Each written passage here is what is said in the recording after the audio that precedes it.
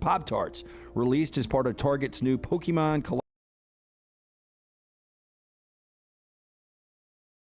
collectibles. Now, the Pop-Tarts, one of the most talked about items in the lineup, as the brand toasted pastries had not been available for roughly 25 years. Target's listing show Pop-Tarts Pokemon Frosted Vanilla Cupcake Toaster Pastries, released in stores on May 2nd and online on May 3rd. While the snack is listed at Target for $2.89, screenshots from eBay's sold listing show multiple boxes being flipped for much higher prices almost immediately after the launch.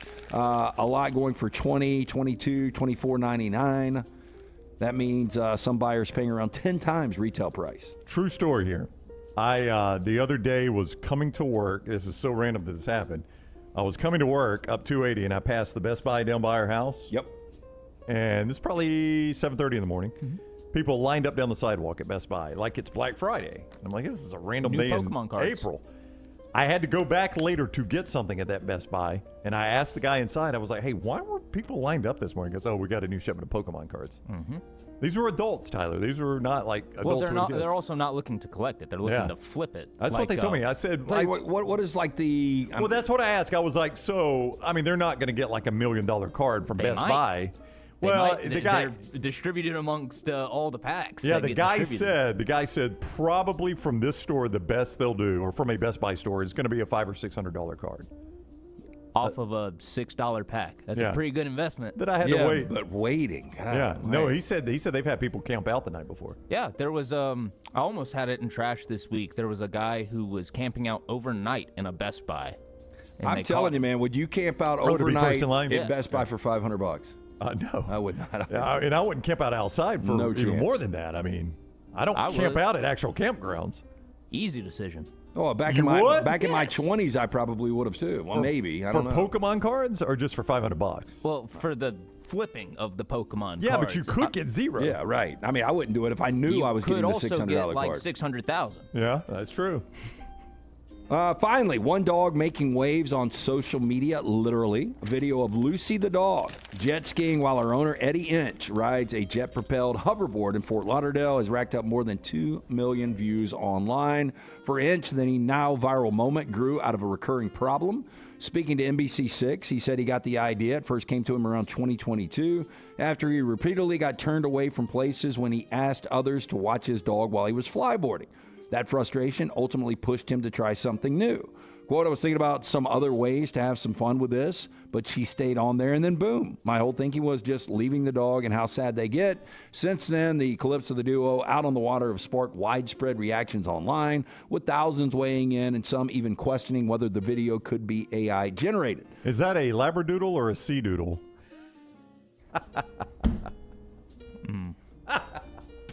That's all I got, man. You think it's AI? That's real. There's no way that's AI. Yeah, that's real. So he can control the Sea-Doo from the little jet propulsion thing, right?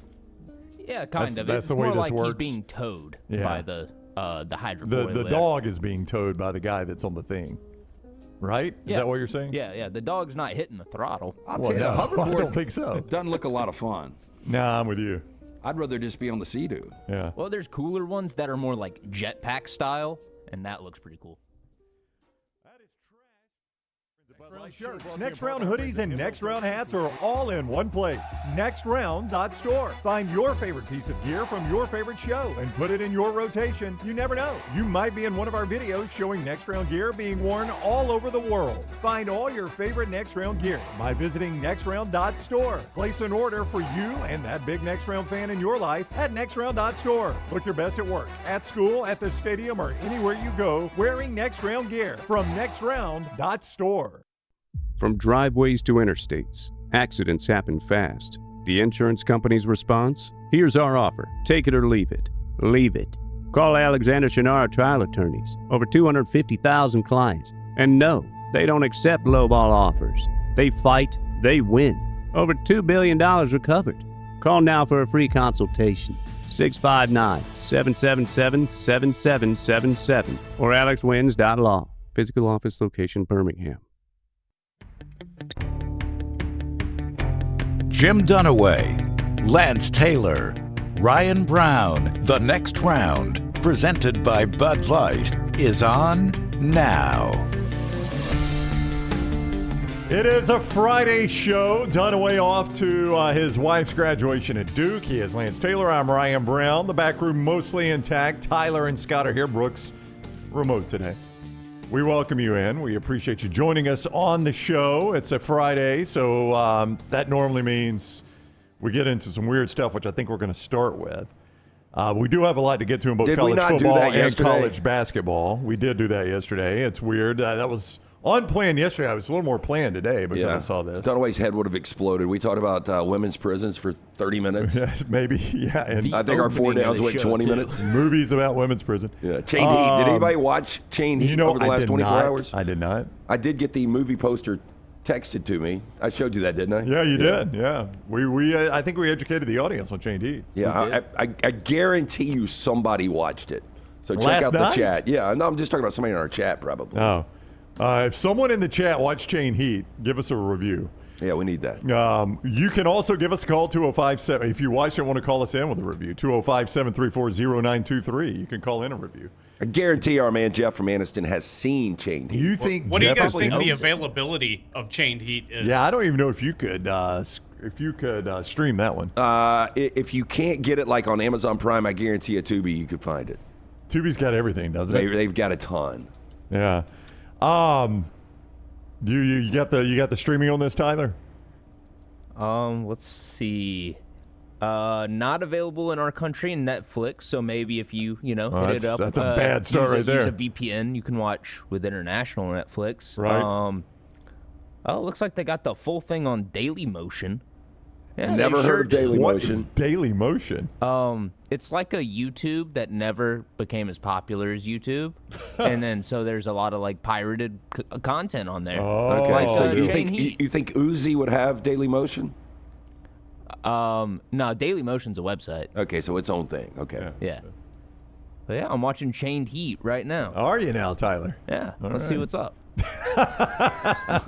Probably a lot. All right, we've lost Tyler for the next, what is it, hour 45-minute runtime probably on Chain Hour Heat? 28. Hour Okay, 28. so yeah. yesterday- Not even a feature film. Yes. Women's prisons and Chained Heat. What do you have playing Well, today? today, I was going to start just by asking, am I right about that? I think Tyler is going to know the answer to this. Am I right about this, that the government is releasing the alien files today, or they have already? Do you know the story So here? they say.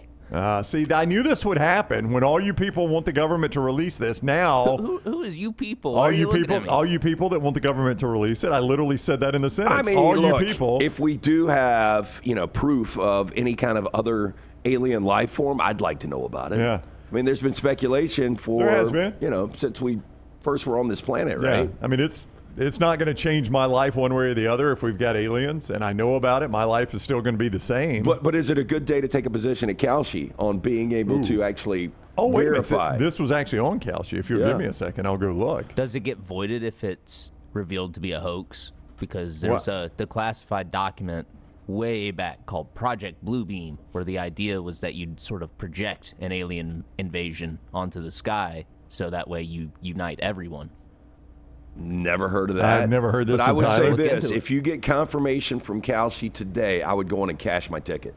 Let's go. That's the way I would do it. Yeah, go ahead and get the money is what you're saying? Yeah, just to make sure it's not some kind of. Will the U.S. confirm aliens exist before 2027? Here we go. Scott's got it pulled Who's up. got it? I don't know how this. There's no yes or no, but there is $17 million worth of volume on this thing at Calshi. Well, 21% chance. That's kind of low there. It seems like. Yeah, if you like to fade the public. I just don't think our government would ever confirm anything like this. Again, Tyler just proved if they do, nobody's going to believe it. That's true. You literally just said it your own words, Tyler. Well, so they say. I mean, I think they're out there, but I don't think that it would be given to us openly and honestly with no other nefarious purposes behind it. What do you think that age is when you start to question the government? Like the average age of an for me, American? it was like 12. Okay. So you started questioning the government at age 12? Oh, yeah. I grew up on old YouTube where it was the Wild West of conspiracy theories and reading Behold the Pale Horse and all this other stuff. So, yeah, I have a severe distrust Damn, of you were any authority. on watch list in middle school, weren't you?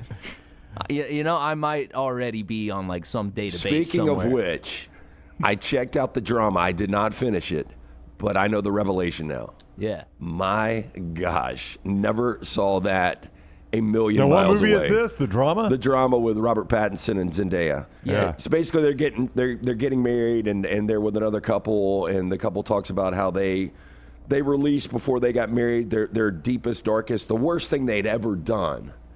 And like one of these women locked a special needs kid in a closet. I mean, there's some bad stuff, but when it gets to Zendaya, wow. Yeah, that's a movie I'm never going to watch. I mean, you can tell me in the I'm break. not going to, yeah, I'll no, take you a can break. tell me Yeah, in the break. Yeah, I mean, I'm never going to watch that movie. Don't want to let that out. I can't believe it hadn't gotten out. Yeah, I think everybody's done a great job of just being like, you got to watch it and not giving away any details. Now, is it here's what I got to that point, and I was like, I'll watch the rest this weekend at some point. Is it a Hollywood shot at our Second Amendment right? No. Okay. No. It goes deeper into... Because you can her see where I feelings. thought that Yeah, might yeah. be a possibility. No, it goes deeper into her feelings leading up to the big secret, and just how she felt afterwards, and it goes deeper into It's it. very interesting, Brown. Very So, interesting. But yes, you will never see it. And I No, don't I think will you never like see it. Yeah. You can tell me I will. about it. I Yeah, will. and then you'll ask me a year from now, and I'll forget that I even know. Much like Parasite. But I did think about Brown, like knowing that he would never watch this movie, and I also thought about Brown, like if he gave us the worst thing that he's ever done in his life. Like, not that I'm asking you to do that. Yeah. But I'm just saying, like, these individuals, and you just wonder what the extremes are with different people, right? Like, I started thinking about, like, I couldn't even think about the worst thing that I've done. I've done a lot of bad things. Right. But I can't even think about, I don't even know. the I mean, worst. like, yeah, if I had to tell you this is the absolute worst thing I've ever done, I don't even know what I would say. I mean, that's actually relative. Like, what my wife might say is the worst thing I've done would be different than what you would say is the worst thing I've been doing, I mean, so it is somewhat relative. I guess ultimately on Judgment Day we will learn. Yeah, and I mean, like, if you've committed murder, that's probably going to be it, no matter who you're talking to. If you've ever done any wrong to a child, it's going to be it, no matter who you're talking to. But, like, the lives we've all lived, it's going to be relative to probably who you're talking to. Like, for you, it might be giving up on looking for a dog. Yeah, I mean, it could be. Like, that's, to Lance, I tell that to most people, and they're like, yeah, I get it. You weren't going to find the dog. So, I mean, it just depends on who you're talking to. That's my point. It's relative. I thought you would know more about the UFO thing, so you know very little about this. About, like, information being released today? Yeah, the government doing it. Somebody said in the chat room that they dropped a couple of videos, that's all they did. Pentagon begins release of UFO files, according to NBC News. I don't even think we would believe an image if we saw it. That's I saw an my image. whole point. That's why this is such a waste of time. Nikon, I guess cameras are still a thing. They had a national competition. Tyler, I don't know if you saw this, if you could find it. The winner had an ant magnified by like 500 times. Right. And it looks straight out of, I don't know, any kind of sci-fi movie. That it's just unbelievable. It just doesn't look like. Look at this ant's face. The supposed top to be left. an ant? Top left, right there. That's the image that won. So they say this is an ant. Yeah. Boy, those things look Yeah, awful. that one in 2022 is what it said. I mean, my Do God. you believe that's true? Do you believe that's what an ant's face looks like? But if somebody did this rendition and they're like, hey, I bet an ant looks like this, you'd be like, that is so overplayed. There's no way. Yeah, that doesn't look like an ant. I mean, that doesn't look like what I thought an ant That's a creature on Halo, right? Yeah. You think every ant looks like that, or they just got the one ant that was like, oh God, you got Tony? We don't all look like Tony. They got the Steve Buscemi of ants.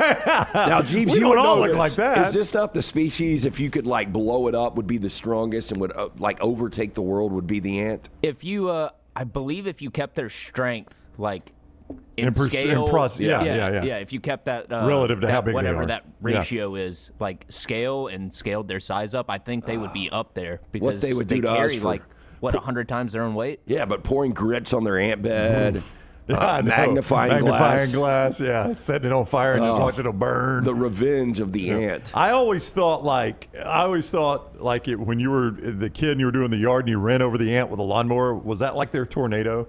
Like a tornado for us. Like that was, was there some James Spann ant like Go to your safe place. Here comes. I don't know why they talk like they're on Wizard of Oz, but go to your safe place. There's a lawnmower coming. Into the lollipop. I did. Gills. I turned to the lollipop gill for some reason. I don't know why. But back You mean when the yard guy ran over him? Right? Well, no, I said when I was a kid, I was cutting grass. I don't cut grass anymore. So the ant is hard to kill. The ant is hard to kill. They'll rebuild. Like you can destroy. You think you've destroyed an ant bed. And you go back, 5 days later, and it's back bigger than it was. Yeah, but I never would have thought an ant looked this intimidating. I wonder what the alien life form would look like. I don't know if you've seen the movie Signs. A lot of people like it. Mel Gibson? Mel Gibson. Joaquin Phoenix. I don't think I've seen that. M. Night Shyamalan. Yeah. I think it was his second one. Was it That the might follow-up? have been because that was after Sixth Sense. Yeah. So it was either Signs or Shattered. One of the two was the follow-up. Yeah, I don't think I Anyway, saw when I Signs. first saw the image of the alien, a lot of people thought that was like the the pinnacle moment. I thought it was so hokey. Yeah. Yeah, I thought that movie sucked. Yeah, I did too. Chances are aliens look a lot like us and they've been living here for a long time if they actually are real. And again, like I say, it's not going to. The government can release it all. It's not changing my life one way or the other. I'm the same today as I was the day I didn't know aliens were here. So how does it really impact you? If you want to look at the files, you can go to war.gov/UFO, and you can just download different files. The top one is Well, because you're already on the watch list, can you just pull it for us? Well, it's probably massive. I mean, how big are these files? I just wanted to it's see also one. not very interesting. You'd have to dig for little pieces. How is that not like the highlight at the top of the list? What? Here's what we found for you that you're going to want to it's like, read. I don't want to search through that. It's like different reports and testimony and stuff like that. So boring. You've got to Yeah. go through it to actually No, thank find you. the So interesting bits. they'll weed you out before you get to it. I'm going to let somebody else go through it for me and tell Here me you what go. I think is Here's one Exactly. image that's floating around this morning. So what's that supposed to be, Oh, yeah. Scott? It's very, very clear. Yeah, what is that supposed to be? That's a UFO? That's Batman signal over Gotham. UPA is what they call them, I think. UAP, unidentified aerial phenomena. Okay, a UAP. We used to call it UFO when I was a kid, back in my day. Yeah, that shows me nothing right there. I'm pretty sure this is an old video. It shows me absolutely Yeah, I nothing. mean, really, what does that show? Yeah, you? nothing. So the big thing behind this is that craft. It's not putting any kind of like a jet stream or anything behind. There's no visible propulsion there. And I can So- tell that from that photo. Well, in videos you can tell. Yeah. Of But course, we we don't, don't see a get the video. video. We get the Yeah. photo, though, the Well, screenshot. the video is old. You can Yeah. go find it yourself. But yeah, and it just sort of rotates and then flies off quicker than any sort of craft we know that we have. Yeah, Brown, I don't think we're going to see it. I think this is a lot of noise about nothing. Yeah, I kind of agree with you. The other theory is that all these craft we see are just classified military aircraft. You know what this tells me, Lance? That today Congress is sliding something in you're not going to know about. Probably so, because yeah. we're jingling the keys over here. Heroin's legal in 20 states now. While we slide this one in without anybody knowing. That's probably what's going on today. 1,000%. All right. Hoover Toyota gets us going today. Our friends over at Hoover Toyota, Lance. I got to catch up with my friend Scott last night. Great people over there. Look, if you get into Hoover Toyota, they've got the on-site finance department that is incredible. They've got the best inventory out there. Stop in, see Scott, Harold, Kim, all the fine folks there. Tell them the next round sent you. Hoover Toyota has been perfecting the art of customer service for over 20 years now in Birmingham, Alabaster, Vestavia, with the philosophy to give information to their customers. Their inventory offers a fantastic selection. That on-site finance department provides affordable financing options.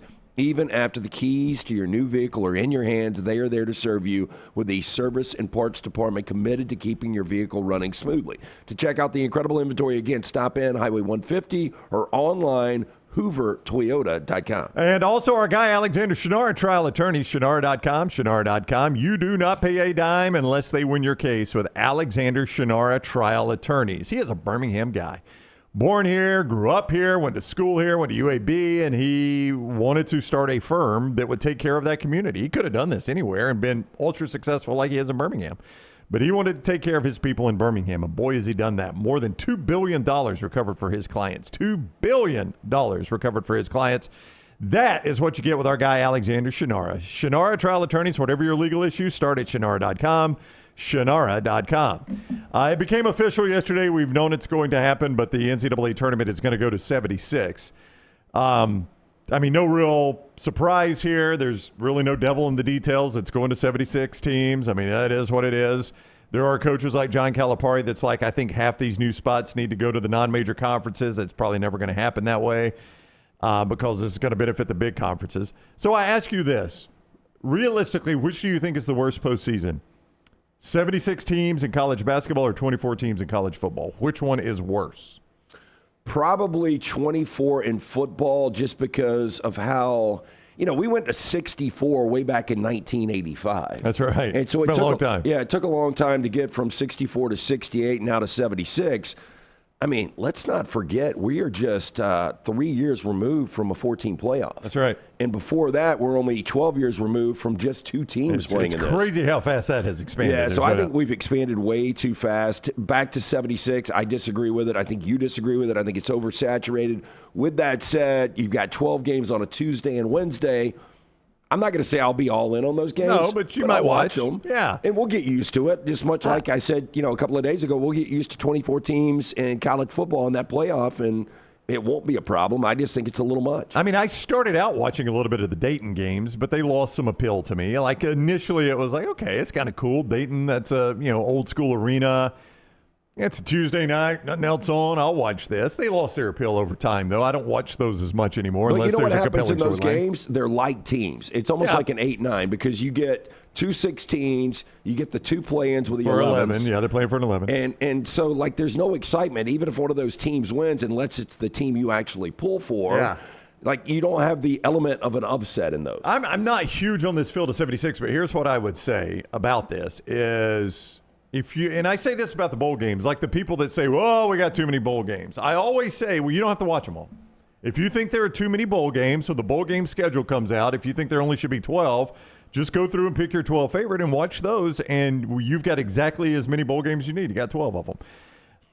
I've never understood we've got too many bowl games, people, because you don't have to watch them all. So to be consistent on this, while I don't know that 76 is great, if you want a 64-team tournament, just start watching on Thursday. Is that not a reasonable solution to say if you want 64 teams, just start watching on Thursday? That's when there's 64. Well, I thought about this morning when I was hearing some guys talking about 76. I wonder what the ratings are going to be for that Tuesday, Wednesday. I just assume they think that it's going to be like Thursday, Friday of the tournament, and it's just not going to be like that, right? Once we get to 64, that's when you see the excitement of the potential first round upsets. Let me see if I can find the ratings from this year. Because I don't think they'll be anywhere close to what a normal first round. I don't know if I'm going to be able to find this. Man, I think those first round games, that's and again, we didn't have a lot of that. We had High Point won. Did we have any other upsets? No, there were no upsets. Yeah. Santa Clara almost upset Kentucky, but as we talked about yesterday, Oweh hit a miracle shot, and you basically had 2 buzzer beaters in the last seconds there, as it turned out. High Point pulled an upset. That is one thing that a lot of people are talking about is the 12-5 upset that used to be so much fun is dead now, and this is only going to make it worse. Miami, Ohio, SMU got 2.8 million viewers. Arizona State, St. John's, that wasn't a play-in game. That was old. So 2.8 million viewers. That's a pretty good audience, yeah. But let's also remember why it got that number. Because Miami, Ohio was such a controversial story. Yeah. And they were undefeated and all those things. Yeah, they lost had their conference tournament. Yeah, they had lost the one game in the conference tournament, and a lot of people believed they didn't deserve to be in, and a lot of people had never seen them play this year. Yeah. So there was that. Yeah. So, look, if it gets 2.5 million viewers, it's going to live because that's a pretty good TV audience for a live sporting event, and that's what this is all about is TV dollars. I would say this about the 2014, what do you think an at-large, this is not a conference champion, what do you think the worst record that would get you in a 2014 playoff in college football would be? As an at-large, not as a conference champion. I think 8-4. I would agree. Yeah, and that's why a couple of days ago I brought it up. 8-4 is an average season. Very average. Yeah. If you're 8-4 and you're in your first year, if John Summerall goes 8-4 in Gainesville this year, that's a good year. That's a good first year. From where they were to 8-4, but 8-4 to get into a college football playoff, it's mediocrity. But you're going to get I think the rule is right now you have to have a winning record to be an at-large team in the NCAA tournament. That used to be a rule, I think, and if it used to be, I'm not certain it still is. I could be wrong about all this from the beginning. But if that rule does not exist, if you don't have to be above 500, you'll have a 500 team get in as an at-large. Well, in the 76. That rule's in place right now until you can't fill the field. Yeah, much like bowls, back to your point. Well, you know what? We've got a 5-7 here, but boy, their APR was good. So we've got to clear somebody to play these games. Yeah, I mean you've got to fill out the field. I'm going to go look at now the difference there is 330 some odd Division I basketball teams. Yeah, there are a lot of them. But like Auburn, we know what Auburn's record was before they went to the NIT. They were a game above 500. They would have been in. So while they weren't a 500 team, they were very, very close. Indiana was, what were they, 18-14, 9-11 in conference. They would have been in. Oklahoma would have been into this expanded field. I'm trying to remind myself what Oklahoma's actual overall record was. They would have been in. So you're going to get teams that are at or close to 500. Oklahoma finished the season. They played in the Crown, so that record's adjusted because of the wins they had in the Crown. They finished 21-16, 7-11 in conference. So you're going to get some teams that are at or close to 500. You're not going to get that in college football unless some sort of automatic bid sticks around and a team wins. Scott's showing you some of the teams that would have been in. Look at those records right there. Auburn 17-16. I mean, that's a 500 team. Indiana 18-14. Oklahoma 19-15. I guess Oklahoma 19-15. That's an 8-4 football team, right? Probably. Yeah. I think 20 plus wins is probably around 8 wins. So Stanford at 20-12. Those teams that would have gotten in, what do they have in common? None of them could have won a national championship. No. Yeah, and the back end of these teams, 21, 22, 23, 24, they've got no shot at winning multiple games. But historically, nobody below an 8 seed's ever won a national championship, so you can say that about half the field. Oh, yeah, you're right. So you're only adding to teams. But again, I think the appeal there is those teams don't necessarily need to win a national championship. If you can get a St. Peter's that goes to an Elite Eight, that's just an incredible story. Yeah. If you get a Loyola that goes to a Final Four, incredible story. You don't expect those teams to win the national championship. If we've got 24 teams in football, just because JMU wins a game, does that do anything for you? No, it does not. Yeah. Like if JMU had pulled the upset of Oregon, it would have been an upset, but they get destroyed by Texas Tech, probably. Texas Tech, So, yeah, I mean, and maybe we'll get to the point in football where a St. Peter's type team could make a run deeper in football. I very much doubt it. The way football is structured, it's different than basketball. And by the way, I think you're going to have fewer of those in basketball, just the way it's structured. I would agree. Yeah. I mean, I think we're killing that, or at least NIL and transfer portal is killing that. So that's the latest. 76 is approved, and it's going to start immediately. Have you seen the additional dollars 76 will be? I have not. Yeah, I haven't either. So I don't know what. I mean, obviously, TBS, True TV, TNT, CBS, they're all on board for these. I guess they think these 12 games are going to be a massive moneymaker. They wouldn't do it if not, right? Yeah. So, I mean, really, you're talking about a low productive week. If you've got – there's no way to include it on the bracket, so I think that's another thing. Like, if you could have made this a cleaner bracket, and the only way you could do that is to go to 128 teams, right? Right. Yeah. Yeah, but if you had this involved in the bracket, then I think the numbers would be bigger, as silly as that sounds. So from ESPN.com, as for the broadcast rights and media rights agreements, CBS and Turner for the men did an 8-year extension worth $8.8 billion. So I don't know that there will be any additional money. That's a heck of a lot of money already. They may, the additional money may just be, and I don't know this, I'm just talking off the cuff here. If those games get bid out separately, you know what I'm saying? Yeah. Like those extra games, and because there's some discussion, they'll play them in Vegas, not in Dayton.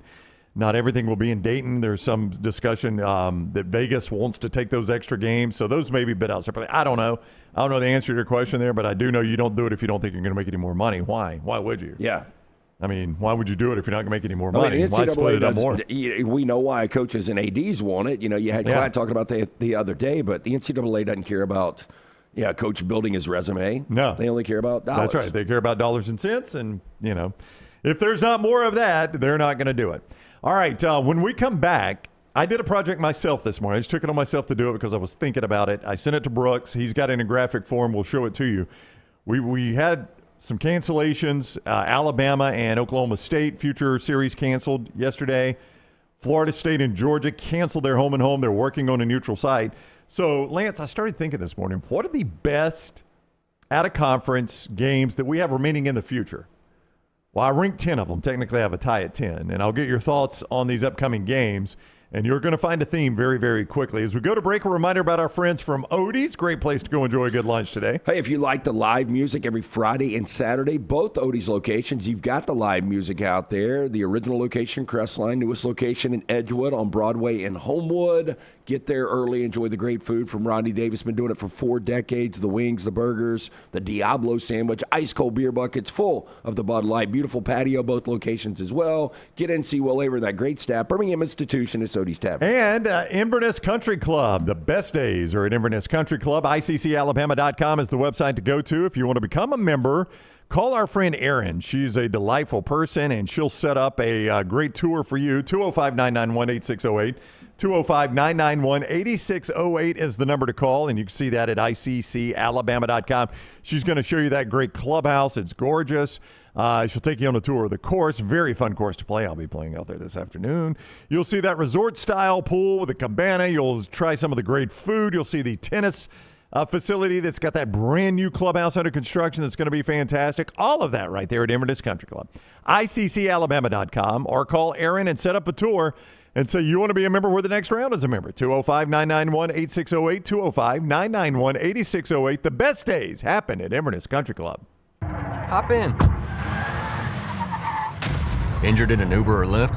Here's the problem. Was it the driver's fault? The other car? The app company? Good luck figuring that out while you're trying to heal. Alexander Shunnarah Trial Attorneys, they've got a guy for rideshare accidents. And here's the best part. They don't get paid unless you do.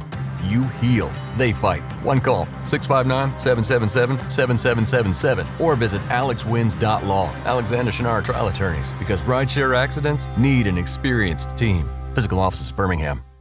To everyone who craves a fresh meal made just for you, let our team member Jacob share what's special about Culver's. In Wisconsin, our food comes from the heart, and taking the time to handcraft your meal with care is how we've always done it at Culver's. It's why your Butterburger doesn't touch the grill until after you order. Come to Culver's and let us serve you a Butterburger, made special just for you. From Wisconsin with love, welcome to Delicious.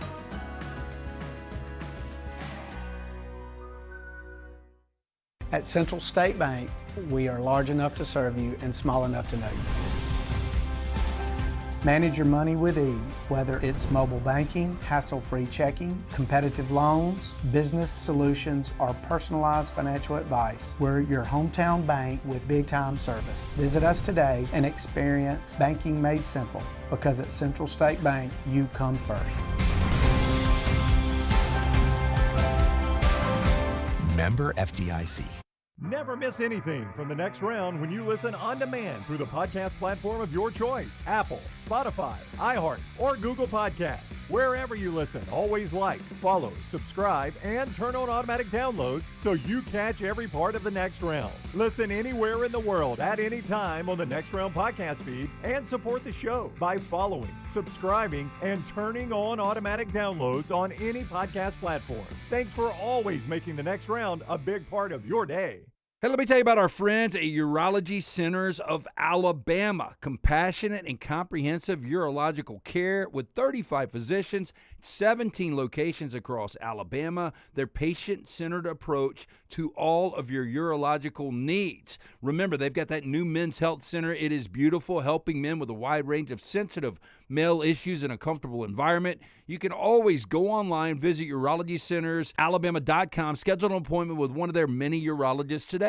Hey, for all of your IT and printing needs, reach out to our friends at Xerox Business Solutions. Look, I'm still one of those old school guys. I print my notes every single day for the show. If you watch the show here on the Next Round, you see all the notes in front of me.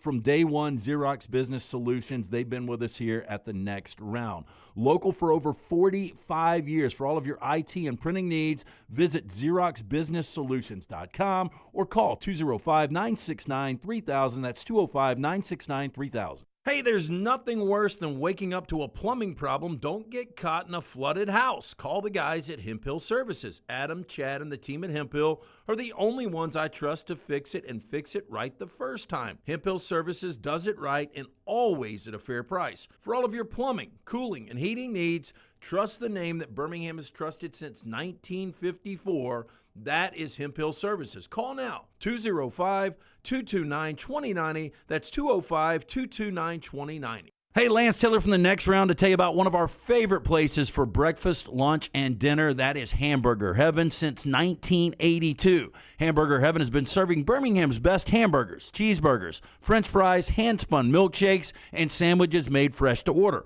All of their ingredients are fresh and prepared daily. This includes their beef, always fresh, never frozen, hand-pattied each and every day. For breakfast, lunch, or dinner, visit any of the 4 locations, Highway 280, Irondale, Gardendale, and Homewood.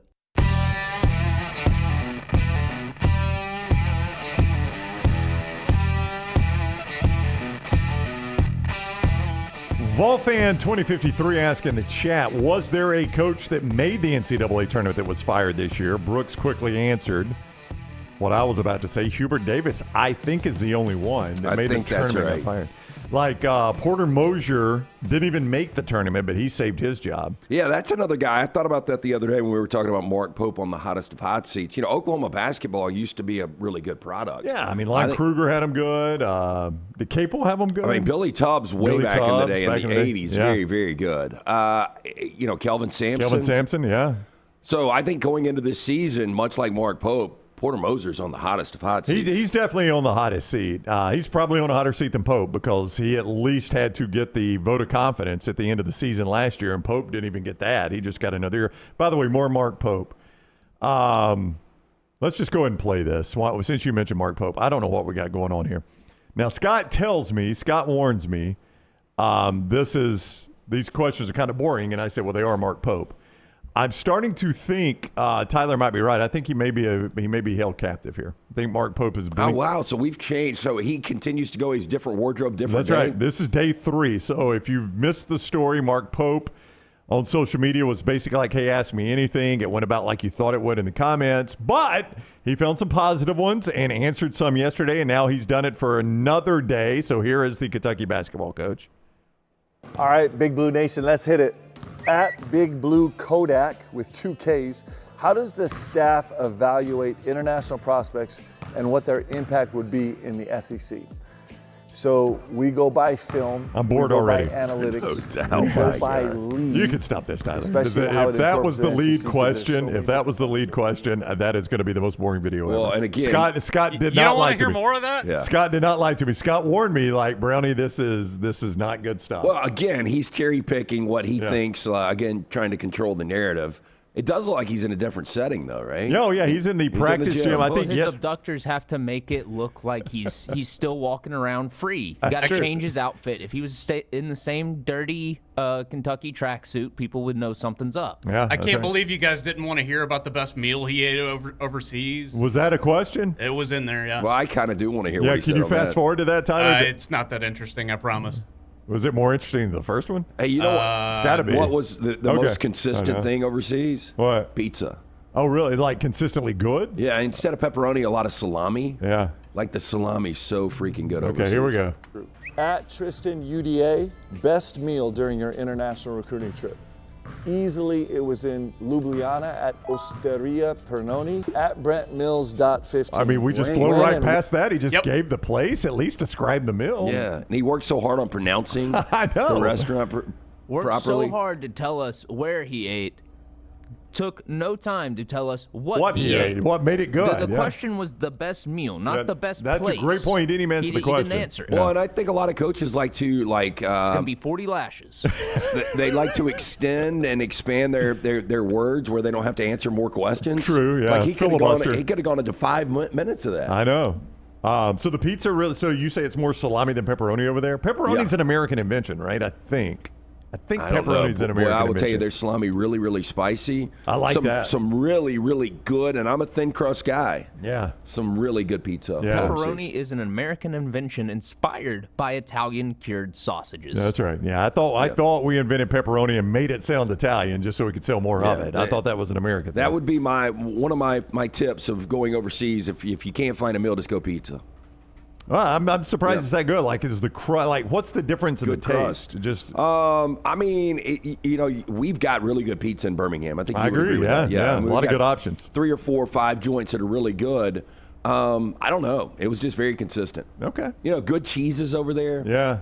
Yeah, so a lot of pizza. Yeah. And you didn't even go to Italy, which I would assume has really good pizza. I've heard Italy's got I think their they got food great. is Yeah. the best. Well, Mark Pope would tell you there's a good restaurant over there. Couldn't tell you about the food at it, but a good restaurant. When's the last time we had a dominant Italian player, though?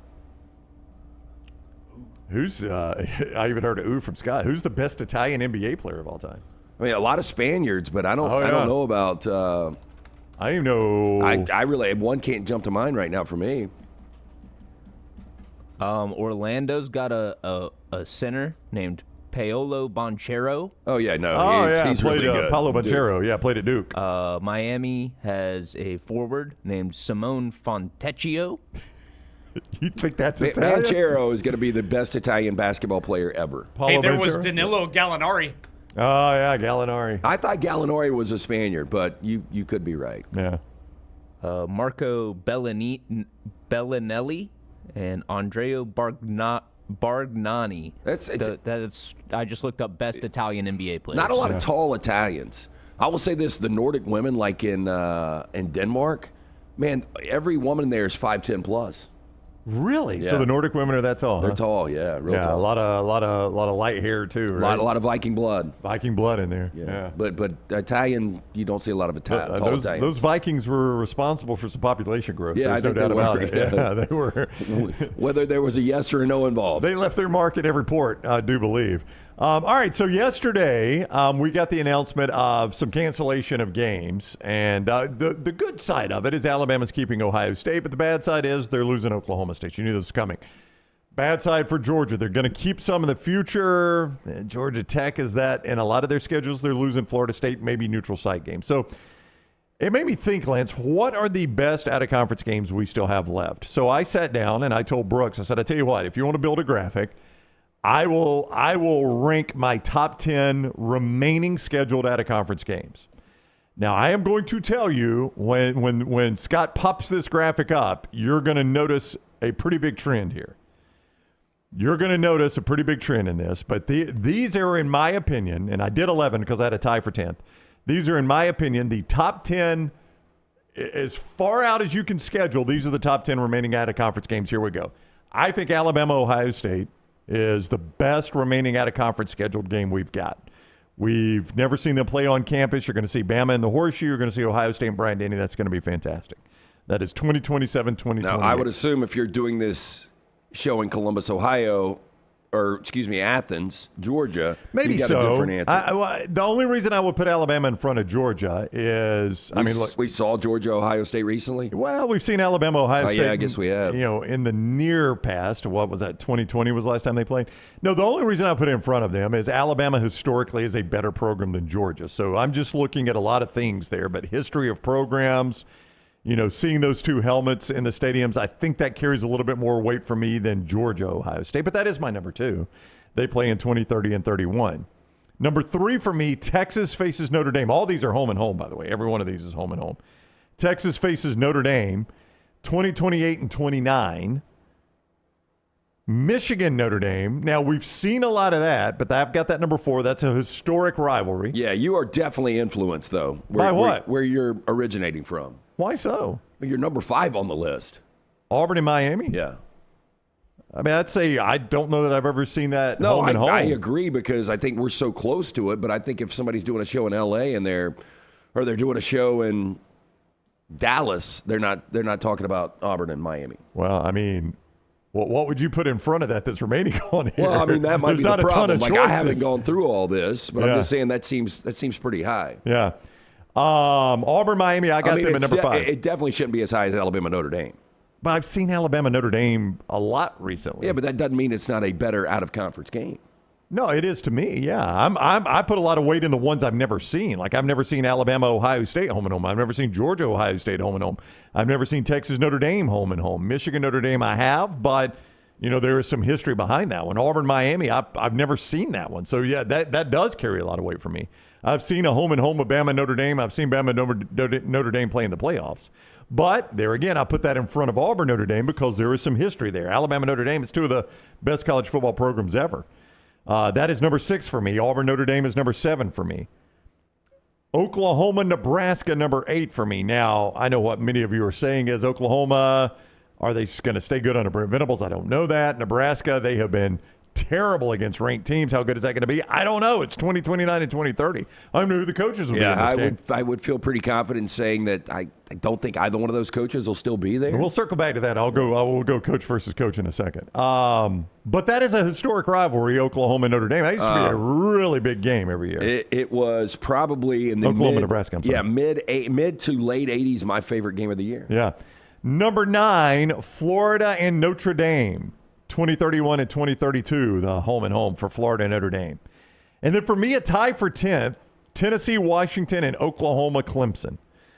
I didn't leave a whole lot on the cutting room floor, by the way, in case you're wondering what got cut. LSU and Utah have a home and home that I put behind all of these. That'll be a fun trip. I cannot imagine Salt Lake City with LSU fans coming in. That is true. I can't make this up. When I spent a long extended weekend in Salt Lake, and I think I've talked about this before, and I don't know how much more relaxed the ABC laws are there. Yeah. But like when you would order, if you got depending on the drink, like you could get beer and wine without food, but if you got like a liquor drink, you had to have food accompanying. Yeah, you just had to have food on the table. It could be like an appetizer. It's just so wild. Can you imagine LSU fans like bombarding Salt Lake City? Having to order an appetizer just to get their liquor. Yeah. And I'll tell you this. Appetizer sales will never be better than they are that weekend. Going to be a lot of uneaten cheese There's fries. no doubt. Yeah. You did not touch your cheese sticks. Oh, I know, but we're 8 liquors deep. But Friday and Saturdays are much different than during the week, too. So for those LSU fans that decide to go in on Wednesday or Thursday, happy hunting. Yes. Tennessee, Washington, Oklahoma, and Clemson close it out. All these are home and homes. I've seen Oklahoma, Clemson. I can't remember Tennessee, Washington. I can't either. That's one reason I ranked it up there. Yeah. What do I have too low? What do I have too high in your opinion? Well, you did not like where I had Auburn, Miami. Well, I just think if you're talking, again, I agree with you. Like, what was the kickoff classic we saw? Yeah, back in '84. That's the last time they played. 40 plus years ago. Yeah. So it's something we haven't seen. But I'm just saying, and by this time, who knows? Who knows? Alex Golesh might have a dynasty rolling. Yeah. Same with Mario Cristobal. That's part of the problem. You don't know this. Yeah, I'm just talking about like national implications. Important brands right now. It seems a little high, but it's your list. So here's what jumps out. As I look at the list now, and it jumped out to me as I was doing it. There's a lot of SEC on this, and that is not SEC bias, lest you claim, of course, a show in Birmingham has an SEC bias. No, go look at the Big Ten future schedules. They are awful. Yeah, awful. And again, except for Ohio State. If I was one of those Big Ten coaches, a Big Ten athletic director, I wouldn't be scheduling these games. I said it yesterday. I'm shocked.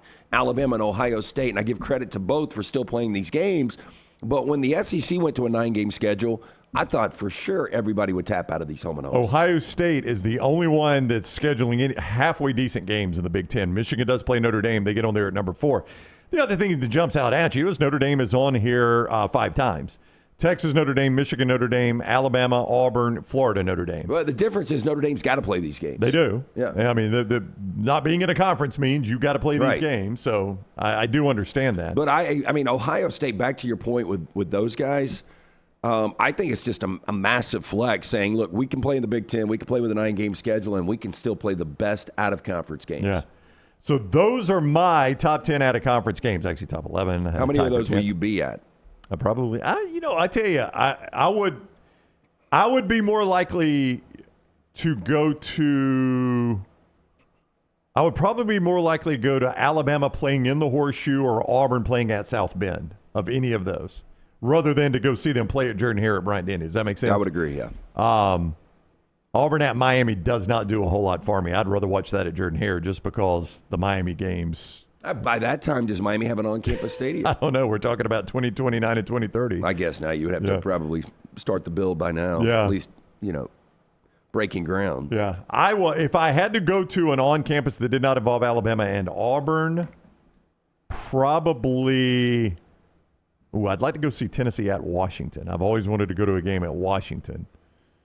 I would not mind seeing Notre Dame play in Austin. That would probably be my choices there. I don't know. Notre Dame, Michigan to the Big House would be pretty cool. I don't know. That'd be a good question. I don't know where I would go. Oklahoma at Nebraska. I've kind of wanted to go see a game there, but now they're updating Nebraska Stadium, so it's not. I mean, it's going to be super nice, but it's not like the historic Nebraska Stadium I always saw growing up. So it's a good question. I don't know. I will ask you another question after you tell us about Crane U. Crane U bringing you part of the show today. Yeah, if you're curious about a career in the crane industry, the first big step, getting certified, becoming fully compliant, Crane U is here to help every single step of the way. CraneU.com for more information. In the crane industry, no room for shortcuts, inspections, load testing, operator training, certification. It all matters. That's why companies trust Crane U. One call, complete solutions done right the first time. Visit CraneU.com and get your team and equipment job ready today. From first-time operators to seasoned professionals seeking recertification, their industry-leading training programs are built for all experience levels. Backed by a team with over 100 years of combined real-world expertise, Crane U delivers the knowledge, hands-on skills, and confidence you need to succeed in the field. Again, for more information, CraneU.com. And our friends at Kalshi, we just mentioned you could play aliens at Kalshi, you can play cryptocurrency at Kalshi, you can take positions on all those. Scott showing you the updated aliens. Will the government, the United States federal government, confirm the existence of aliens before 2027? You can actually take a position on that at Kalshi. Believe it or not, you can take a position on that at Kalshi. NBA playoffs, Major League Baseball games, upcoming college football games, and NFL when we get there. All right there at Kalshi. It is legal in all 50 states. So we highly recommend you enjoy it wherever you are. And whether you're at Kalshi.com or on the Kalshi app, code TNR gets you $10 on your first $10 position. When you take a position there at Kalshi, $10 on your first $10 position. When you use code TNR, that saves, that helps us and it helps you as well. Right there at Kalshi. Kalshi.com and the Kalshi app, code TNR. It is our friends at Kalshi.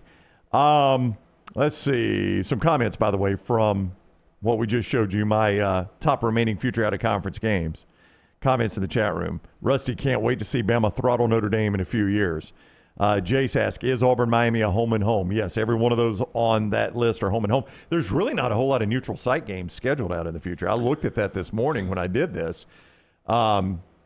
You've got, it's not technically a neutral site, but our SMU and LSU are playing. SMU has moved some home games to Jerry World to sell more tickets. And that'll be one of them, right? That'll be one of them. It is SMU's home game, but it's played at Jerry World, so technically on a neutral site. You don't have a ton of those, though. I think that'd be a pretty good game this year. I would favor LSU a little bit. Yeah, it almost made. I mean, I looked at it, SMU and LSU. That's another thing. You went, basically a decade without Alabama being an underdog under Nick Saban. But you look at some of these home and homes. If you played those games this year, Alabama would be an underdog. To Ohio State, yeah. Yeah, they'd be an underdog to Ohio State. They'd be an underdog at Notre Dame. Yeah. Nicholas asks, will Nebraska have a ring to win before they play Oklahoma in that game, which is in 2029? There'll be a different coach if they don't, right? I do want to check one thing out now that he says that, because we've brought that up multiple times. I want to see how many opportunities Nebraska will possibly have this year. Yeah. At ranked wins. So 4-5 in conference, 7-6 overall last year. Man, they're going to start 5-0, and then they've got Indiana, Oregon, Washington, Illinois, Ohio State, and Iowa. They could end up playing 6 ranked teams this year. Can they win any of those games, though, do you think? Washington and Indiana at home. I don't think they can beat Indiana. Maybe Washington at home. All right, real quick. Let me run through these. You tell me, will both coaches that are currently at the school be at the school when these games are played, okay? That makes sense, right? We've done this before. Alabama, Ohio State. Now, this is only a couple of years from now. It's both 27-20. I agree. We talked about that yesterday. Georgia, Ohio State, 30-31. Do you think Kirby will still be there? Kirby and Day? Yeah, I think Day will be more than likely. I say that if they don't win another national championship by then, he's out, which is crazy. I mean, Kirby wouldn't blow me away if he retired between now. That's 6 years. I mean, it's 4 years from now. I will just play percentages and say one of the two will not be there. All right, that's one. Texas, Notre Dame, they play just a couple years from now, 2028, 29. You think Sark and Marcus Freeman will both be there? I think Freeman will be there as long as he wants to be. You know, there has been the flirtation with the NFL. I'll say Freeman's there. I'm not so sure about Sark. I mean, just imagine if Sark pulled another 9-3 this year, and they somehow didn't make the college football playoff. So that's potentially 2. Michigan, Notre Dame, 33 and 34. There's no chance Kyle Whittingham's there in 33. So there's 3. Auburn, Miami, it is in 2029. Alex Golesh is just getting started, so it's impossible to answer that question about him. I think Golesh will be there. Yeah. I mean, that's 3 years. You would like to think he gets that long. Yeah, based on the run. Like, if Cristobal would have been one and done against A&M, I would say no. But now I'll lean that he is still there. Okay, we come back to Alabama in 2029 as they go to Notre Dame. Yeah, I think both will be there. Okay. You would say the same then for Auburn. You've already answered that on Golesh. The number 8 game, Oklahoma and Nebraska in 29. Will Brent Venables and Matt Rule be the coach at those prospective schools? Yeah, I don't think Venables has done a bad job. We saw coaches and their record against ranked teams. Venables was one of the few handful of coaches that had a winning record against ranked teams. But I'm going to say neither one of those guys will be there. Okay. Wow. Venables and Rule going in 29, huh? John Summerall and Marcus Freeman, did they face off in 2031? Yeah, I think that this is a destination job for Summerall. So I think he stays there for a long time, and I think Freeman's there for a long time, so yes. In 2029, do Josh Heupel and Jed Fish face one another in the Tennessee-Washington game? And then my other tied for 10th, Venables and Dabo. I don't think either one of them are there in 2035. 2035, Dabo will have retired by then. There's no way he coaches another decade of football. Well, especially if it continues to go the way it's going. Yeah. And that way is the way of not winning national championships, which more than likely it's going to go that way. And a set of rules that seem to frustrate the heck out of Dabo. Yeah. Like, he just does not like the way the game is played. So roughly half of those that are coming up, you look at that and you say, I don't even know if the coaches will be there. Alabama plays Georgia Tech in a future non-conference.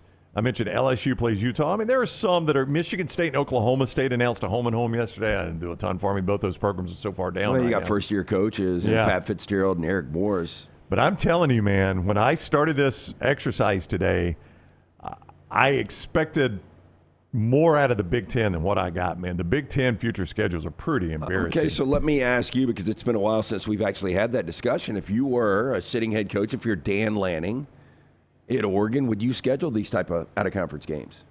You know, I hate to say yes to that because it is so counter to what I love about college football. But what is the bonus to playing these games? There's nothing. I know. And again, I will just continue to point out. It's not healthy for the sport, I can tell you that. I use Indiana as an example of program builders, and like everybody thinks they've got a shot, and if Indiana can do it, this team should be able to do it.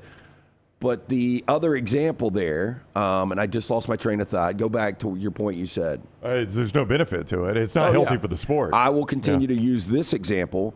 Texas playing Ohio State. If Texas doesn't play Ohio State last year, they're in the college football playoff. And the way the college football playoff played out, Texas, the way they were playing in November, could have made some noise. Could have possibly won a national championship. Yeah.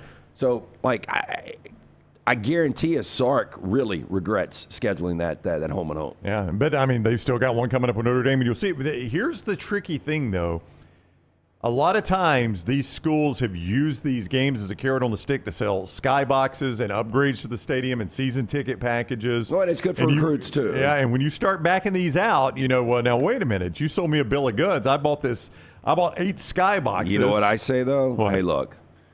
You want to see us ultimately. You want us ultimately in the college football playoff. Our plan is to have a great season. You'll be back in your suite for a playoff game that we're going to be hosting. Okay. You would rather have that than us play this really difficult game. Well, if I'm not, I want my $8 million back. No, but also that's going to NIL. It's a different world. Well, if my $8 million, you're not paying for great opponents. You're paying for players. If my $8 million didn't get me in the playoffs with my NIL, I'm going to want my money back too. Will we ever see a decrease in price of admission now? I mean, I don't think ticket prices are going to go backwards. It would be hard to, but it's also hard to keep selling these ticket packages when you keep backing out big games. But, I mean, it's hard to go backwards on ticket prices now. And basically you have to say, look, I know the games aren't great, but we fund NIL through this, so keep buying tickets. I'll tell you, your problem is when you have one of those, the every other year where you're only got 4 conference home games. Yeah. And then if you're playing nobody out of conference. Yeah, those are terrible ticket packages. I'll answer your question about Dan Lanning. Here's his upcoming out of conference. This year they play Boise State at Oklahoma State, Portland State. Next year, Eastern Washington at Baylor, Western Kentucky. 2028, North Dakota State and Baylor. 29, Portland State and Utah State. And 2033, Texas Tech. So there's your answer on is he going to schedule tough out of conference. I'll do Michigan. What? I was just going to tell you Indiana because I was looking at this. Indiana's got Notre Dame. That's it. This is a 4 game. Actually, their 5 games are at home. But I mean, this is a terrible home package this year. Outside of Ohio State and USC, those are big draws. Yeah. But outside of that, you got North Texas, Howard, Western Kentucky, Northwestern, Minnesota, and Purdue. At least in their case, so your head coach has said, this is how I'm scheduling. Don't expect me to have a good out-of-conference game because I'm not going to do it. So at least you know that going in. Michigan, I mean, the great Michigan Wolverines, Lance, their future schedules are this year, Western Michigan, the return game for Oklahoma coming to their place in UTEP. Next year, Buffalo at Texas. That's the second half of the Texas home and home. Eastern Michigan. 2029, Western Michigan. 2030, Eastern Michigan. 2033, Notre Dame. That's the one I had on there. That's Michigan. That's all they've got. So, I mean, you start looking through the Big Ten. Let me go Penn State. Penn State's a traditional power in the Big Ten, right? Penn State's future schedule. Well, look at Penn State's schedule this year because it's terrible. Marshall at Temple and Buffalo. No, imagine if you had, I can't believe they're playing at Temple. Imagine if you had season tickets this year to Penn State. The only appealing game is USC. You've got Marshall at home, Buffalo, Wisconsin, USC, Purdue, Minnesota, and Rutgers. That's a terrible home schedule. Man, it really is. How do you sell that season ticket? 2027, Penn State plays Syracuse, Maine, Temple. 2028, Ball State, Syracuse, UMass. That's their only future game. So, I mean, I'm telling you, don't think I was just an SEC homer in this because so much SEC. Nobody in the Big Ten scheduling except for Ohio State. But if you're a hungry fan base like Penn State, that's what you want.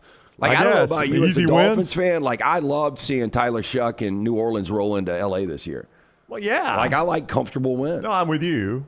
It feels different in the NFL. It does feel different in the NFL. But, again, if I'm a Penn State fan and we haven't won a national championship, when's the last time they shared? Was it? Oh, Penn State? Yeah. 94, right? With Kajana Carter and Kerry Collins? Yeah.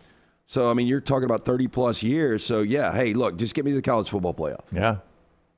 So, there you go. That's my top 5, or my top 10, tied for 10th, remaining future out-of-conference games. They are disappearing very quickly if you love those things. All right, time for the Michelson viewing menu, presented each day by our friends at Michelson Laser Vision. Yeah, stop procrastinating. Make that phone call today. The phone call I made back in 2003. I had the 2200 vision, was legally blind without the aid of contacts. After the procedure, which only took 12 minutes for both eyes, 2015 vision better than 2020.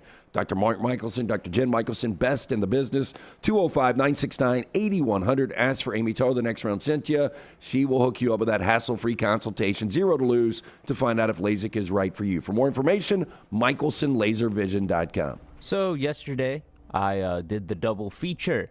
I did Mortal Kombat 1 and then Mortal Kombat 2 after a good lunch at Champy's. Anybody die? In the Mortal Kombat movies? Yeah, there's a lot of it. Yeah, a lot of people died. So there's been 4 total Mortal Kombat movies made, and going into this new one, I said, you know what, there hasn't been a good one yet. I'm open to anything. This one still was not good. So you're open to another bad movie, apparently. Yeah, and it sets up a sequel. But, yeah, if you're a Mortal Kombat fan, watch it. If not, don't watch it. This one isn't going to turn you into a Mortal Kombat fan. Okay. The only other new release we've got this week is the Billie Eilish tour live in 3D. It's Billie Eilish's music is awful. She's a weirdo, but she is very talented. Worst music, terrible music. So I cannot believe. Oh God, her music is awful. Oh, she's very talented. Every song is the weirdo. Same exact song. Out of everything, how do you being a country music fan? Every song is the same. Because country music's good music. Hers is awful. I just can't believe out of everything that could get Brown under has your got very skin interesting today, it's taste. Billie Eilish. Billie Eilish is terrible. Every song is the same. There's zero chance I'll watch that. I'll tell you what I'm planning on watching tonight is Billy Idol Should Be Dead. Have you heard about this documentary? Nope. Do you know anything about Billy Idol? I've listened to a few songs. Yeah, I saw him actually in 1984 here at Boutwell Auditorium, his Rebel Yell tour.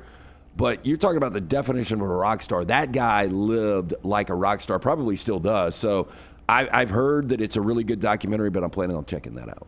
Alrighty. Well, this Billie Eilish movie is in 3D and is co-directed by Billie Eilish and James Cameron. Not sure why James Cameron is getting into the concert film game. That's a good question. It is what it is. Netflix has a new adaptation of Lord of the Flies, a classic book about a group of schoolboys crash landing on a tropical island, and then they try to essentially rebuild society and a sort of hierarchy of power to live on the island. Yeah, I never read that book. It's a classic book, good book. The Balthazar Getty, I forgot who else was in it, like the early 90s version. I wasn't a big fan, but I probably will check this out. George Orwell? No. Tolstoy? That's Animal Farm. And Hang on. 1984. Lord of the Flies was... I'm out. Who was it? I want to say it was like William Goldstein. I thought it was a famous William writer. Golding. Not even a William famous writer? Golding. Okay. I want to see what the... But this new adaptation is done by the creator of that Netflix show Adolescence that got a lot of good reviews. I haven't seen it, though. It's got 96% on the tomato meter and 58% on the popcorn meter. Oh. But Piggy looks like Piggy. Piggy definitely looked like Piggy in the one picture I saw. On the IFC channel tonight, you got a little double feature. Movies that I would like to go back to. They're also available on Max. At 7:45, you got Batman from 1989, starring Michael Keaton. And then immediately after that, you got Batman Returns, also starring Michael Keaton, as well as Danny DeVito as the Penguin. I actually enjoyed the 1989 Tim Burton version. I don't know where you were, but like they've gotten so serious, which is good, and Christopher Nolan's done a great job with them. But when Tim Burton did it, it was more of a comic book flick. Yeah. And the Joker portrayal of Jack Nicholson, I thought, was really well done. Now, you look at that compared to Heath Ledger and Joaquin Phoenix, and it's much different. No doubt. But for what it was in 1989, and I thought Keaton was a really good Batman. Yep, Keaton's a solid Batman. And there's a new Lego Batman video game coming out where you go through all of the different movies, and it actually looks like it'll be one of the best games of the year. I'm really excited for it. So I want to rewatch some Batman movies. And then also on the Sci-Fi channel, you could honestly veg out for about 12 hours because there's a good lineup. From 1 p.m. to 3 p.m., you got the original Nightmare on Elm Street, 1984. From 3 p.m. to 5 p.m., you got Nightmare on Elm Street 2, Freddy's Revenge. From 5 p.m. to 8 p.m., Mission Impossible Ghost Protocol, my personal favorite in that franchise. From 8 to 11, Mission Impossible Rogue Nation, also very solid entry in that franchise, and the direct sequel to Ghost Protocol. And then from 11 p.m. to 1 a.m., you can watch the Judge Dredd remake with Carl Urban, which is just campy fun. And then finally, on Sunday, 7 p.m. on Netflix, live event, The Roast of Kevin Hart, hosted by Shane Gillis. Kevin Hart's been in a lot of those roasts. Finally, he's getting roasted, huh? Oh, yeah. Do you think his height will come up? every joke is about him being short. I'm sure it won't come up once. You think the fact that he's never been in one good movie will come up? Yes. That is what Tyler is watching, presented by Michelson and our friends at Michelson Laser Vision, and Todd Fuhrman takes a look ahead at the weekend in sports when we return on the next round. Take the next round anywhere you go with official Next Round gear. Buy yours today at nextround.store.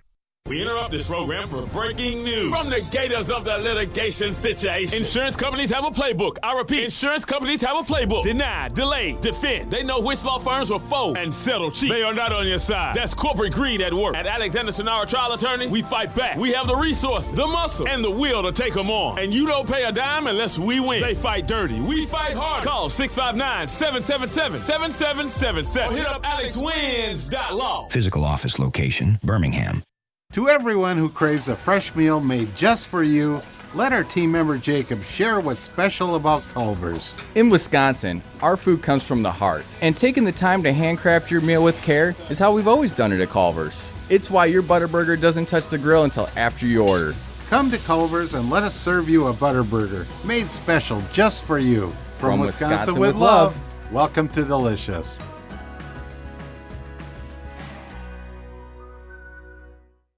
At Central State Bank, we are large enough to serve you and small enough to know you. Manage your money with ease, whether it's mobile banking, hassle-free checking, competitive loans, business solutions, or personalized financial advice. We're your hometown bank with big-time service. Visit us today and experience banking made simple, because at Central State Bank, you come first. Member FDIC.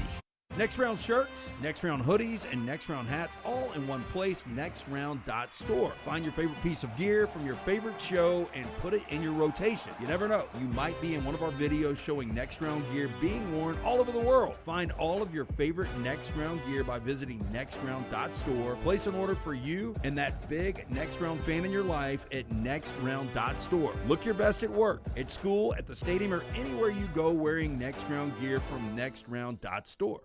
Hey, Lance Taylor from the Next Round to tell you about one of our favorite places for breakfast, lunch, and dinner. That is Hamburger Heaven since 1982. Hamburger Heaven has been serving Birmingham's best hamburgers, cheeseburgers, French fries, hand-spun milkshakes, and sandwiches made fresh to order. All of their ingredients are fresh and prepared daily. This includes their beef, always fresh, never frozen, hand-pattied each and every day. For breakfast, lunch, or dinner, visit any of the 4 locations, Highway 280, Irondale, Gardendale, and Homewood.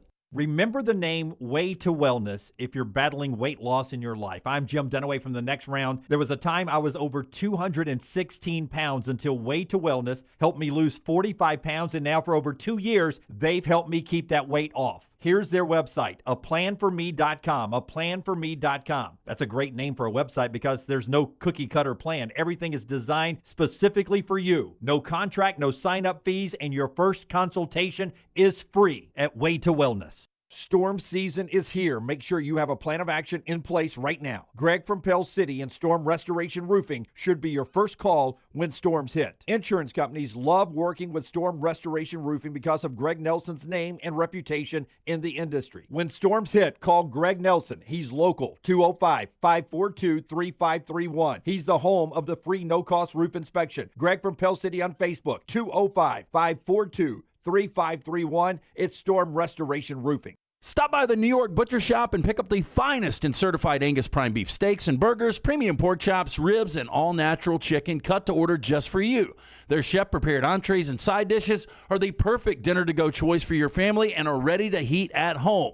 With a great selection of fine wines and desserts, the New York Butcher Shop is your one-stop dinner shop. 2 locations to serve you, Cahaba Heights and on Highway 119 in Greystone. The New York Butcher Shop, rare quality, well-done service. Jim Dunaway, Lance Taylor, Ryan Brown. The Next Round, presented by Bud Light, is on now.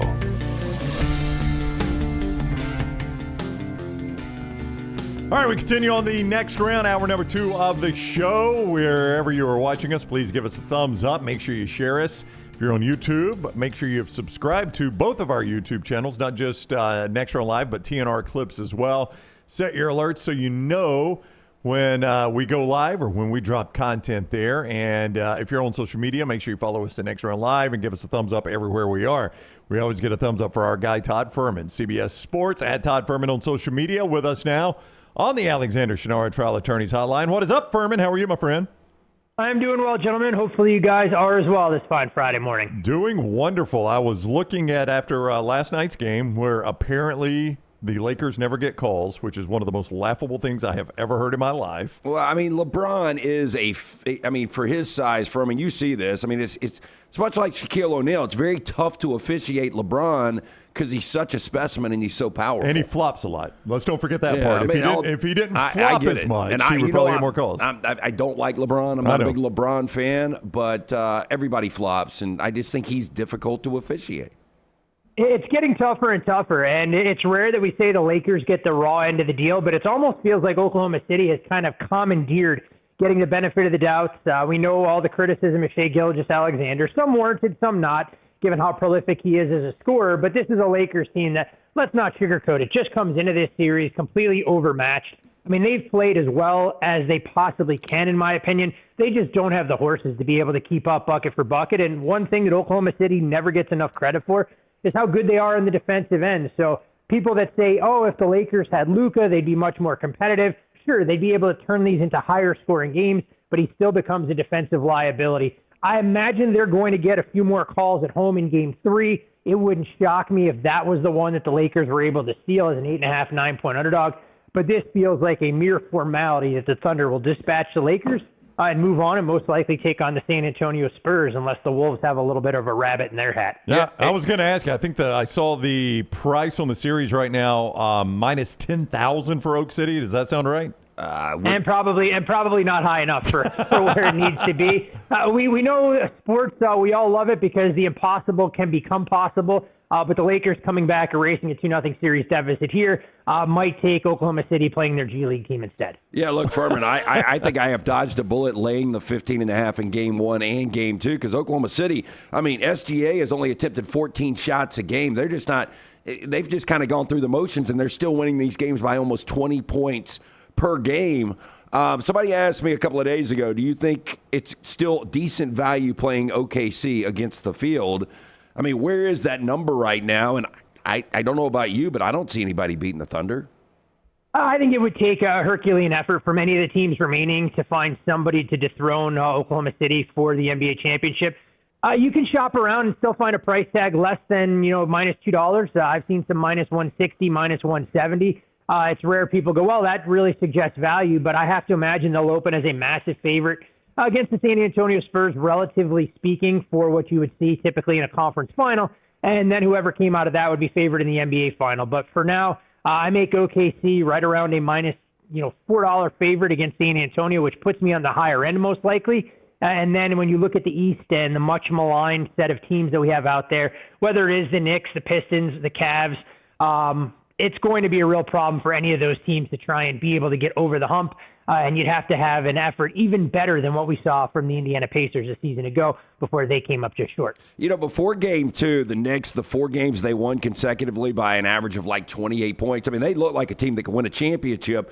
I think a lot of people are a little surprised with the Sixers a favorite tonight without Joel Embiid. Are you surprised at all? I thought it would be around a pick. I think this thing got as high as 2.5, and right now the Sixers are sitting at 1.5. Knicks dealing with a big injury in their own right, not as impactful as Joel Embiid, but most likely going to be going into the game tonight without OG Anunoby, which will leave a hole for this team. When you look at what OG Anunoby has been able to contribute so far this postseason, second leading scorer behind only Jalen Brunson, contributing from a rebounding standpoint as well. So without that presence there, I think you give Philadelphia a slight advantage. We know that the must-win scenario is really priced in. And I have to give the 76ers a little bit of credit for what they were able to accomplish from a covering standpoint in Game 2. Hung around for the better part of 3.5 quarters, just didn't have enough in the way of shot makers to get that thing over the hump. But the absence of OG Anunoby, who is listed as day-to-day, is the main reason that we're seeing this number that probably, to your point, LT, would have opened right around a pick or maybe even the Knicks -1, drifting out to the Sixers, ever so slight favorite. Of the 2-0s, which right now is all but one series 2-0, Thunders, Lakers, Pistons, Cavs, Knicks, 76ers. Is Knicks 76ers of the 2-0 series, is that the one you think could go the longest? I would say probably Cleveland, Detroit, just given the fact that this is still a Cavaliers team that has pieces that you can be excited about, although James Harden looks to be in the twilight of his career with the lack of impact he can have and his unwillingness to shoot in crunch time. So from a price perspective, I would say that, but from a basketball standpoint, if Philadelphia is able to win tonight without Joel Embiid and get him back into the fold, I don't want to rule them out. We've seen the Knicks in this kind of spot before. Just when you're ready to buy in on them, they end up stubbing their toe and allowing an inferior team to hang around. So from a purely basketball standpoint, with a healthy Joel Embiid, I would say the 76ers, but from a number side of things, Cleveland very much a puncher's chance to win Game 3, and that would come down to a pivotal Game 4 preventing the Pistons from having a chance to close out in Game 5 at home. If we switch over to Major League Baseball right now, the Yankees, Braves, Cubs, all 26-12, best records in baseball. Who's been the best covering team out there as far as, obviously not run line because you got it right there at 26-12, but when you involve money lines? When you shop around, I think, oftentimes we talk about money lines being the great equalizer, and the Tampa Bay Rays have been one of the best bets in baseball, sitting at 25-12, only a half game behind the Yankees. The luxury about betting the Rays, kind of on a night-in, night-out basis, is that you're not paying a premium without truly elite-level starting pitching that's being priced up, whereas if you're betting the Dodgers on a nightly basis, it's very tough to realize a little bit of ROI knowing how heavy a favorite they are. Of course, if you've been riding the Cubs lately, a 9-game winning streak will do a lot to line your pockets, but the Rays have been amongst the most profitable teams in all of baseball. In terms of teams that are burning money at the window, the San Francisco Giants record is as bad as it suggests. They're towards the bottom, but nobody takes the cake more so than the New York Mets, sitting at 14-23, typically being priced as a well above average baseball team that has looked anything but maybe the silver lining is that their run differential, despite sitting in last place in the National League East, isn't as bad as the Philadelphia Phillies that come in at a robust -42, one of the worst in the National League overall. You mentioned the run differential, and although they're -10 in run differential, the A's, the homeless A's right now, lead the AL West right now at 19-18. They're going to be relocating to your city in Vegas. I think they will actually be playing games there in 2028. What is the buzz like right now for the A's going to Vegas? If there could be buzz, whatever the opposite of buzz is, that's kind of what the A's have elicited throughout Las Vegas. At this point, and the story that I don't think is getting reported from a national media standpoint, there apparently is significant budget shortfall that they're not sure exactly who's going to pick up the slack. So there has not been much in the way of movement around that construction of the new ballpark, a whole entertainment district down there, and a variety of other things that have come along with it. I don't think the city is going to allow anything to happen to keep the A's from playing here, but it's not nearly as smooth a process as anybody would be led to believe. And unlike the Raiders, who had their fans that they were going to bring with them after they moved from Oakland, or the Vegas Golden Knights, who are, of course, born and raised here, that created a fan base, I'm not quite sure that the A's are going to find everyone in this area with an open arms reception when the time comes. And you have to imagine that opposing fans will look to try and take advantage of the unique opportunity to come see their favorite teams out here in Vegas. But this is the pro team that I'm much more skeptical, even compared to a potential MLS team that may move here if they relocate the Vancouver Whitecaps. Todd Fuhrman with us. He is at Todd Fuhrman on social media. You see him with CBS Sports. He's on the Alexander Shunnarah Trial Attorneys Hotline. I want to turn the page to college football quickly. We always talk that on the show, as you know, Fuhrman. And I want to talk about Ole Miss because we were discussing them yesterday. They've got a pretty fascinating September. And I just want to walk through the 3 games that are of note in their September. And you may have a point spread. I don't know. But an educated guess on a point spread that you're very good at. They have a Sunday. It's the Sunday before Labor Day. Nissan Stadium, Nashville neutral site game against Louisville. Ole Miss will be favored by how much over Louisville in your mind? I think Ole Miss will be a short favorite in that game. Right now, that touchdown threshold, and that number may actually come down. Louisville is a team that's very interesting for a lot of folks in terms of what Lincoln Kienholz can potentially bring to the table to stabilize that quarterback position. It was a team last year that actually was a little bit better defensively than they got credit for. They have a stable of running backs that should pose some problems.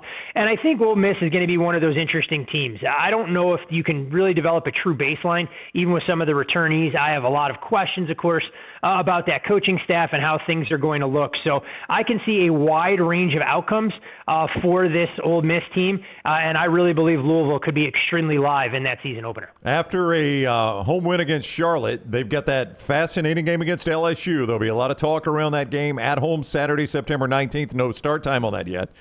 But Ole Miss, LSU, what would be your guess on that one?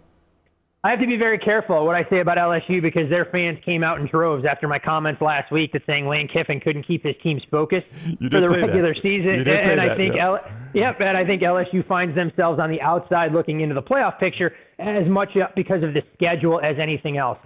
For the Ole Miss LSU game, not having my power numbers right or a spot where I truly feel comfortable, I look at Ole Miss being less than a field goal favorite in that game. There is no doubt that will be one of the more electric atmospheres that we're going to find in college football, especially during the month of September. But from a player-to-player standpoint, unfortunately, this Ole Miss roster really doesn't match up as well as people would like. against LSU. So I anticipate that number opening kind of in no man's land, with Ole Miss a short favorite, but coming in at under -3. All right, so they're favorites in both these. And then right after that, the ultimate trap game, Fuhrman. After whatever happens against LSU, there's going to be so much emotion in that game. You got to go to Florida the very next week. We don't know what they're going to look like under John Summerall, but that's a tough road trip for Ole Miss following that LSU game. And I'm a lot higher on Florida, I think, than a lot of people. Florida's kind of that team that if you're looking for, I'm not going to call him a sleeper, but given what John Summerall has been able to accomplish at multiple stops, that would be a dark horse that I really believe can come from off the pace and maybe surprise some people if we're looking for, a deep sleeper within the SEC to try and get into the college football playoff. We'll see how quickly Summerall is able to put the pieces together. But quite frankly, I think Florida comes into that home game against Ole Miss at the Swamp off a loss. I think they'll lose at Auburn on September 19th. You'll be looking at a Florida team at 2-1, knowing that they need a big win against Ole Miss at home before going out on the road to take on Missouri. So I think it's from a situational standpoint, you won't find anything better for the Gators, and really believe that only gets to be that much better to bet Florida if they come in after a loss against Auburn. That's a crazy September, though, isn't it? Louisville, LSU, Florida. I mean, it could be 4-0, it could be 3. You got a lot of possibilities there. There are a lot of these schedules with only one bye week for some of these SEC teams that are really going to be problematic. And I think a lot of people that look at some of these win totals and can't necessarily understand why you don't have the 10.5 that we've grown accustomed to in the past. So much of it is schedule congestion. I think the deeper we get into SEC conference play in September, October, and even early November, where there are fewer and fewer buys, people are going to have to try and put a premium on that team that comes into that high-profile contest with that extra week of rest. And I'm interested to see how the betting market responds, selfishly hoping that it gives us a little bit more opportunity to bet a team coming in off a bye instead of a team that has played, 6, 7, maybe even 8 games in a row completely uninterrupted. Fuhrman, because you brought up the Las Vegas Raiders, is there a prop on who will get more starts this year, Kirk Cousins or Fernando Mendoza? And if there is, how would you play that? I've not seen a prop on who will start more games. I think everyone is going to kind of work under the assumption that Fernando Mendoza will eventually take over. What we have seen for Fernando Mendoza is projections on what his final stat lines will look like after his rookie season. And if you shop around, some national sports books don't allow you to bet under, so those prices are a little bit inflated. I won't even share what that threshold looks like. But the one most competitive number that I've seen is an over-under of 2,700 passing yards. Passing touchdowns right around that 15.5 range. And if you kind of extrapolate out the math for 2,700, you figure he gets about 200 yards a game, maybe a few more, knowing the offense he's going to lead for Coach Kubiak. You probably set the over-under at starts for Mendoza in that 12.5 range. All right, he is Todd Fuhrman. Oh, we did not. I want to do this for Fuhrman because he loves the hockey so much, and we've gone 2 straight weeks with the Stanley Cup playoffs going on. I didn't know you guys talked about the NHL playoffs down there in Birmingham. I figured you guys just kind of swept that under the rug, so I go along with the flow here and focus on the sports that cater more to the loyal fan bases. I know, but your Golden Knights, they're in a 1-1 tie with the Ducks going to Anaheim. It's a tricky game tonight at 8:30. It is, and I think actually Anaheim is being a little bit undervalued in the betting market with this price tag right around a pick 'em. Some books drifting out to Vegas a favorite. Most people are going to work under the assumption that Vegas will eventually find their form, but through the first 2 games, Anaheim has been the much better hockey team. They look faster. They've been able to make some of the timely plays they need, and they're doing this despite a penalty kill that has been, a power play that's been non-existent as Vegas continues to perform at a very high level. I'm not sure that Vegas just suddenly finds another gear to run away with this series. So with an electric environment at the Pond in Anaheim, I really believe the Ducks get a win. Problem for me, guys, it's all about price, and right around that -105. Not enough for me to try and back the Ducks. I would need +105 to +110 to try and back the home team if they were thrust into an underdog role. There you go. Fuhrman's favorite sport, the boys on the ice there. Fuhrman, we always appreciate the time, man. Have a great weekend. Enjoy the games. You got it, gentlemen. You guys do the same. All right, buddy. Todd Fuhrman on social media at Todd Fuhrman. You see him on CBS Sports as well, former odds maker at Caesars Palace, with us on the Alexander Shunnarah Trial Attorneys Hotline. I don't disagree with you on LeBron, and Cam Newton used to face the same thing. He got officiated differently than most quarterbacks because he was such a big player, size-wise, for the position he played. And LeBron probably – now, JJ Reddick says he's got the worst whistle of any star I've ever seen after the game last night, that LeBron gets basically what Reddick is saying. LeBron gets fewer or worse calls against him than any star player he's ever seen. But the stats are the Lakers shot the second most free throws in the NBA, and only two teams had fewer free throws shot against them. They were third in the league in fewest opponent free throws. I'm not saying he doesn't get calls, because he does. I mean, all of these, superstar players are going to get the benefit of preferential treatment. I mean, it's just the way it is. Yeah. But what I'm saying, watching that game last night, like there was an and one that they didn't even, they just waved it off and they said it was on the floor. Not even close. Was definitely continuation. There was another situation where he's going to the basket. He gets completely mauled. Free throws were 26-21, but I think LeBron's only shot 5 free throws in 2 games. Well, the thing is, it's not just L.A. and LeBron. It seems like any team that plays in Oak City bitches about the calls. They do. Yeah. They do. But LeBron is 6'9", 250 pounds. He's just very, very – with his skill set – the athleticism for a guy that big is just difficult to officiate. You'll have to give me 2 seconds to find this number, but I saw the number, though. I know people complain about Oklahoma City officiating, but Oklahoma City, I think, was 17th in the league in free throws attempted. So it's not like they go to the line a ton. Maybe they do more. I would have to look at the splits. How many times I think at home or on the road. the other side. I think, back to Fuhrman's point, Oklahoma City is so underrated defensively, and I think it's other teams believing they should get more calls. Yeah. I don't know. I don't watch anywhere close to enough NBA regular season to make an educated opinion on this.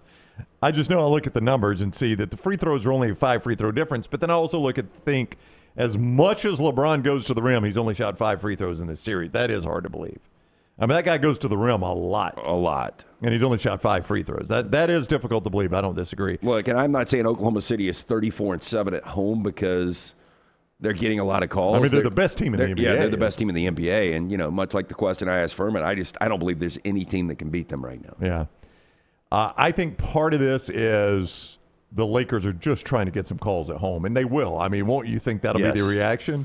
Yeah, but I still think, Oak City's going to roll in here, and they're still going to be – I could check it. I would say 5.5 or 6.5 point favorite at home. Yeah, but that's what Fuhrman was saying is like if the Lakers grab a game, it's going to be this game 3 when they go back to L.A. because they'll get the calls.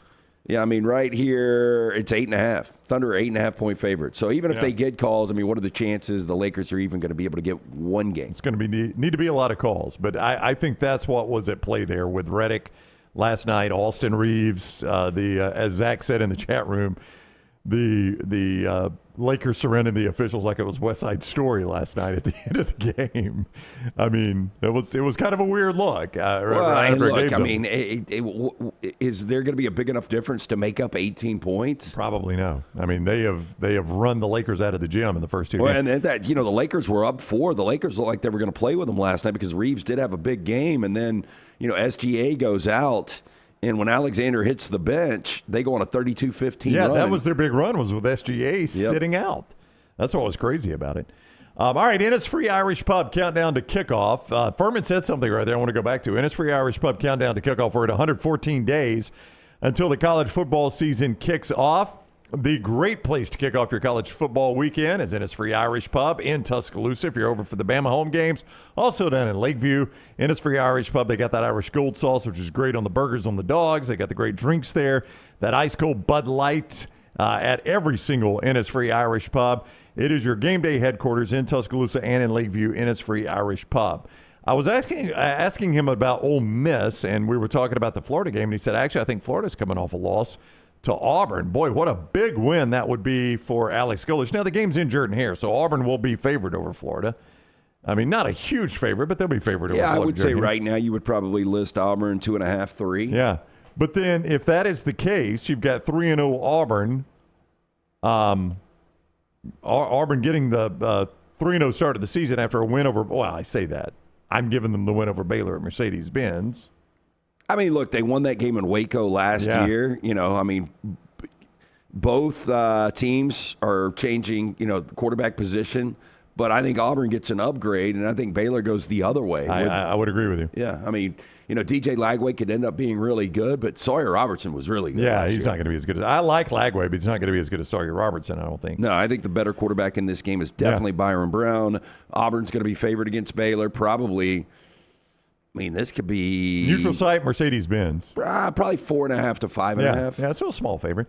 Then Auburn gets Southern Miss. You should win that one. And if you beat Florida and you're 3-0 with Vanderbilt coming to Jordan-Hare Stadium, I mean, a 4-0 start, Alex Gola should have a little momentum there. Now, it gets tough after that. Yeah, I was going to say you really need, at worst case, 3-1 to have any momentum, because what you're going to see after that, I mean, that 4-game stretch coming up is brutal. Yeah, at Tennessee, bye week, at Georgia, LSU, at Ole Miss. Yeah, and they'll be underdogs in every one of those games. Yeah, at Tennessee, bye week, at Georgia, LSU, at Ole Miss. Tennessee's a difficult place to play. You get the bye, you play against Georgia, a team you haven't beaten in forever, and you haven't won in Sanford Stadium. It's 1990. Scott, am I right about this? 1999, last time Auburn won in Sanford Stadium. Is that still the case? Ooh, it's been a long time. I don't know about 99. I'll go. Yeah, and I don't know if Auburn fans would be excited about this. I think they're going to be underdogs in 5 games, but if you win the games you're not underdogs, you go from, a very bad 5-7 to 7-5, and it is improvement. I mean, 7-5 is a step in the right. You're never going to be excited about a 7-5, Lance, but it is a step in the right direction. 7-5 would have wins over Baylor, Florida, Vanderbilt, Arkansas, Mississippi State. I got 2001. 2001, yeah, I missed one in there. 99. I mean, that'd be a 4-4 conference record. All right, after give me your wins again. 1-7. If you just lose the games you quote-unquote are supposed to lose. Baylor, Southern Miss, Florida, Vanderbilt, Arkansas, Mississippi State, Sanford. To me, though, you go from 5-7 to 7-5, and you go from 1-7 in conference to 4-4. That's a big improvement. Yeah. And I know Auburn fans would look at that and they'd be like, well, damn, we got to win one of those games. And I'm not saying you don't. I'm just saying on paper right now, if you play it out, Auburn wins the games they're favored in, Auburn loses the games they're dogs in, I think they go 7-5. 24-17, Auburn won in 2001 in Athens, Georgia. That is the last time they have won between the hedges, which is just remarkable. I mean, they haven't won the game a whole lot of late. Georgia has dominated the series over the last 20 years. Let's put this all in perspective. I was not doing a full-time radio show in 2001. Right. I started that in 2002. Dunaway and I were not doing a show together. We were in the 3rd year of the BCS. I was not even working at Jocks yet. I mean, that's how long that's been. That is when we had, a moment in our history that changed everything. I know. That's how far back you got to dig to find an Auburn win in Athens. I mean, 25 years is a long time. That is a very, very long time. For a game that A, is supposed to be a rivalry, it has not been of late, and B, a game you play every year. Yeah. Every other year it is in Athens, and you have not won there since 2001.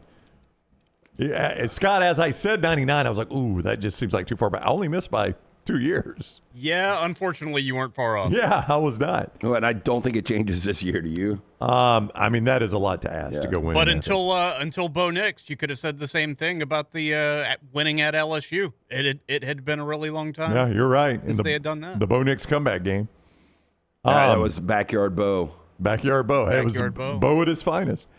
Auburn, in fact, has only won this game once, Lance, since 2013, the Georgia game. 2017, the 2017 home game, the famous we beat the dog out of them, and then Georgia came back and beat them in the SEC championship game that same year. Well, and if Carry-On doesn't get hurt, who knows what who happens knows? It was there. a 28-7 game. He was going to have to make up a lot. But when you look back and you look at the different coaches that Auburn has, rotated in, and you look at what Kirby Smart's been able to do since, year 2 in Athens, it's really not that big of a surprise. Yeah. So it's one thing that is on Alex Gola. He's got to flip that series back somehow, and he's got to get some sort of traction in the Iron Bowl as well. Auburn has lost their Jordan-Hare magic in the Iron Bowl, so you got to find that if you're Alex Gola. That's just a couple of the things that are hanging over him as the Auburn coach. All right, lanceslock.com. We just talked some point spreads at Furman. Lance's Lock at Hemp Hill, always some games there. We give you a 5-1 on Wednesday. Look at that. We take it back with a 1-4 last night. It's a marathon, not a sprint. Bounce back big. We've got one side up and available tonight in the NBA with San Antonio and the T-Wolves. We have 4 plays in Major League Baseball. Free play every single day. Jump on board. Win with us at lanceslock.com. It is always brought to you by our friends at Hemp Hill Services. When is it going to hit the mid-high 80s? Any idea? Mid-80s next week. Okay. So high, I can't help you there. Need to make sure that HVAC is ready to keep up with the changing weather. It's always changing here where we originate from, whether it's plumbing, heating, cooling, home or business. Call Adam, Chad, Andrew, the guys there, 205-229-2090. Hard to stop a train. For more information, HempHillServices.com. High 80s next weekend, according to my app here, 88 and 89. Okay, good. Yeah, it's been a very mild May. I could live with this weather year-round if you were just getting my opinion on it. Cold for the pool. Yeah, I know that's what cold you're for about the to say. pool, which I hate. I don't disagree with the temperature out there, but a little too much rainfall for you, though, I would right? agree. Too much rainfall. It was a bit windy on the golf course yesterday. Had to deal with too much wind, Tyler, on the golf Tragic. course. I know. It's tough. It's I tough. wish it was 40 degrees year-round. You're incorrect about this. You're wrong about a lot of things, Tyler. You're most wrong about that. Drop it down to 20 degrees year-round. You're even worse on that. I want to be nice and cozy. 4 downs when we come back. It is the next round presented by Bud Light. Follow Brownie on Twitter and Instagram at Ryan Brown Live. From driveways to interstates, accidents happen fast. The insurance company's response? Here's our offer. Take it or leave it. Leave it. Call Alexander Shunnarah Trial Attorneys. Over 250,000 clients. And no, they don't accept lowball offers. They fight, they win. Over $2 billion recovered. Call now for a free consultation. 659-777-7777 or alexwins.law. Physical office location, Birmingham. Sterling and the fine folks at Champy's Chicken on Highway 119 in Alabaster want to welcome you in for a great lunch or dinner starting at 11 a.m. every day. Chicken that's brined overnight and cooked to order, and the taste of the Delta with those Delta recipe tamales. Champy's is perfect for all your tailgating needs this football season. You can also choose Champy's for your next party, wedding, or birthday. Great food, great people. Champy's Chicken on Highway 119 in Alabaster, and everything online at champyschicken.com. At Central State Bank, we are large enough to serve you and small enough to know you. Manage your money with ease, whether it's mobile banking, hassle-free checking, competitive loans, business solutions, or personalized financial advice. We're your hometown bank with big-time service. Visit us today and experience banking made simple, because at Central State Bank, you come first. Member FDIC.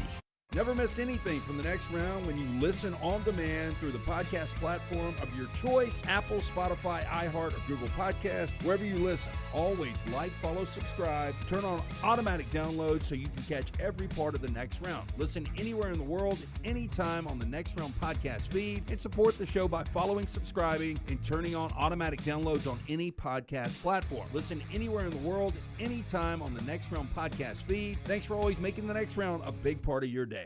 Remember the name Way to Wellness if you're battling weight loss in your life. I'm Jim Dunaway from the Next Round. There was a time I was over 216 pounds until Way to Wellness helped me lose 45 pounds, and now for over 2 years, they've helped me keep that weight off. Here's their website, aplanforme.com, aplanforme.com. That's a great name for a website because there's no cookie-cutter plan. Everything is designed specifically for you. No contract, no sign-up fees, and your first consultation is free at Way to Wellness. Storm season is here. Make sure you have a plan of action in place right now. Greg from Pell City and Storm Restoration Roofing should be your first call when storms hit. Insurance companies love working with Storm Restoration Roofing because of Greg Nelson's name and reputation in the industry. When storms hit, call Greg Nelson. He's local, 205-542-3531. He's the home of the free no-cost roof inspection. Greg from Pell City on Facebook, 205-542-3531. It's Storm Restoration Roofing. Hey, there's nothing worse than waking up to a plumbing problem. Don't get caught in a flooded house. Call the guys at Hemp Hill Services. Adam, Chad, and the team at Hemp Hill are the only ones I trust to fix it and fix it right the first time. Hemp Hill Services does it right and always at a fair price. For all of your plumbing, cooling, and heating needs, trust the name that Birmingham has trusted since 1954. That is Hemp Hill Services. Call now, 205-229-2090. That's 205-229-2090. Stop by the New York Butcher Shop and pick up the finest in certified Angus prime beef steaks and burgers, premium pork chops, ribs, and all-natural chicken cut to order just for you. Their chef-prepared entrees and side dishes are the perfect dinner-to-go choice for your family and are ready to heat at home. With a great selection of fine wines and desserts, the New York Butcher Shop is your one-stop dinner shop. 2 locations to serve you, Cahaba Heights and on Highway 119 in Greystone. The New York Butcher Shop, rare quality, well-done service.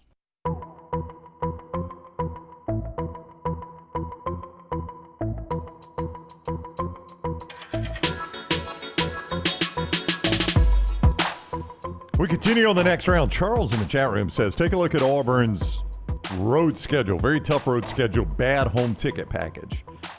You know, the Baylor game, they moved to Mercedes-Benz Stadium for the purposes of NIL money. It's the Aflac kickoff game, so Auburn's making money off that, but it does take away. Yeah, if I'm an Auburn fan, game. Don't like that. I get it. Your home ticket package, Lance, is Southern Miss, Florida, Vandy, LSU, Samford. That is Arkansas. Excuse me, I skipped one. So Southern Miss, Florida, Vandy, LSU, Arkansas, Samford. That is not a particularly great.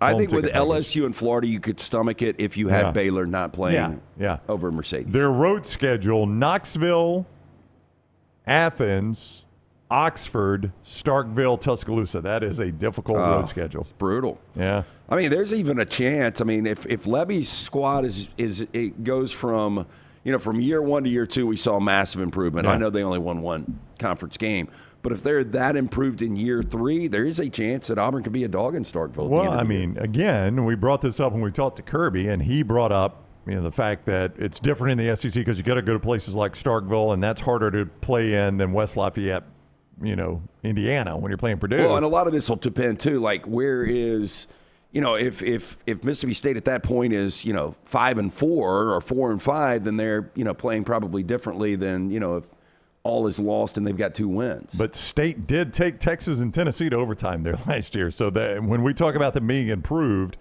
they could have easily won either one of those games. Yeah, I mean, they were really close they end up 5-8, and overall they could have been 8-5, which would have been he would have been up for Coach of the Year. Yeah, he's right though. That is not the most amazing season ticket package. That is a challenging road schedule when you've got to go to Neyland Stadium, Sanford Stadium, and Bryant-Denny Stadium just off the top, and your quote-unquote easy road games are in Oxford and in Starkville. That's a challenging road schedule for Auburn. That's an excellent point by Charles there in the chat room. All right, we're about to get to 4 downs. I want to remind you, too, though, about our friends at Walk-Ons. Great place to watch any of the games this weekend, the NBA games, Major League Baseball games, all right there on the big screens at Walk-Ons. And you can enjoy that great food there. Tyler tells you all the time about those ribeye sliders. You love those, don't you, Tyler? It's my favorite thing on their menu. Yeah, the ribeye sliders. I was talking to our buddy Matt Roth, the owner-operator. I saw him yesterday. I was in there for a couple hours yesterday. I bet you were, yeah. The Devil's on Horseback shrimp in the grits. And I told Matt, I was like, our producer Tyler told me about this. And they've got a name for it. I can't remember what he called it. I think it's the voodoo shrimp. Yeah, voodoo grits. shrimp. Yeah, voodoo shrimp and grits. Sounds amazing. So I'm going to try that next time I'm in there. At our friends at Walk-Ons, they got locations throughout the Birmingham area, Tattersall Park off Highway 280. Also, Stadium Trace out there by the Hoover Med, just off 150 and 459. And in Trussville, our friends at Walk-On Sports Bistro. And 4 downs every day, presented by our friends at Central Alabama Asphalt and Construction. When you're riding the roads of Alabama and you see those road projects, the state, federal government, municipal roadway projects, good chance you're seeing our friends from Central Alabama Asphalt and Construction do those. And when you see that, you would probably think, they don't have time, they don't have the staff for all of our smaller jobs, like a driveway, a parking pad, a parking lot for a church or community center. You could not be more wrong about that. They've got entire divisions based solely on those jobs, and it's the same quality, same crews, same no excuse standards. For an estimate on your big job or small job, call them 205-349-0910, 205-349-0910, or centralalabamaasphalt.com. First down. Big day for Forrester's Atlanta Falcons. Kevin Stefanski, 44 years old. Michael Penix Jr., 26. I will also let Scott chime in on this one. Who lasts longer in Atlanta, Penix Jr. or Stefanski? Ooh. Oof, that is an ooh. I think what's going to happen, I think Tua's going to come in and play well under Stefanski. I hope you're right. Yeah, I wouldn't be surprised at all if Atlanta wins the division this year. I think Stefanski's a pretty good coach. But I'd be stunned if Atlanta won the division this year. Who do you think it'll be? Tampa? Stunned. Tampa, you think? Carolina? Yeah, I kind of think Carolina. And the only one you would say is an absolute no is New Orleans. Well, but I mean, Tyler Shuck at times looked pretty good. Like, I would still say there's no chance. I mean, they won't arch. Yeah, I would lean that it would be Carolina. I would go Atlanta second and then Tampa. But I wouldn't be surprised at all with the balance in the division if you guys found 10 wins and went 10-7. I would say you've got Penix, unless you trade him or just outright cut him and take the loss for 2 more seasons, because that's a 4-year rookie deal, and then you would have the option in the 5th year. Right. So he's probably there 2 seasons, 2 more after this one. Is that right? This is year 2 for him, right? But I find it hard to believe that Stefanski won't make it 3 years with those offensive weapons. Yeah, I think this is Stefanski. I just don't see Penix finding it, at least in Atlanta. I don't either. I mean, Brown, how do you feel about 2 in Atlanta?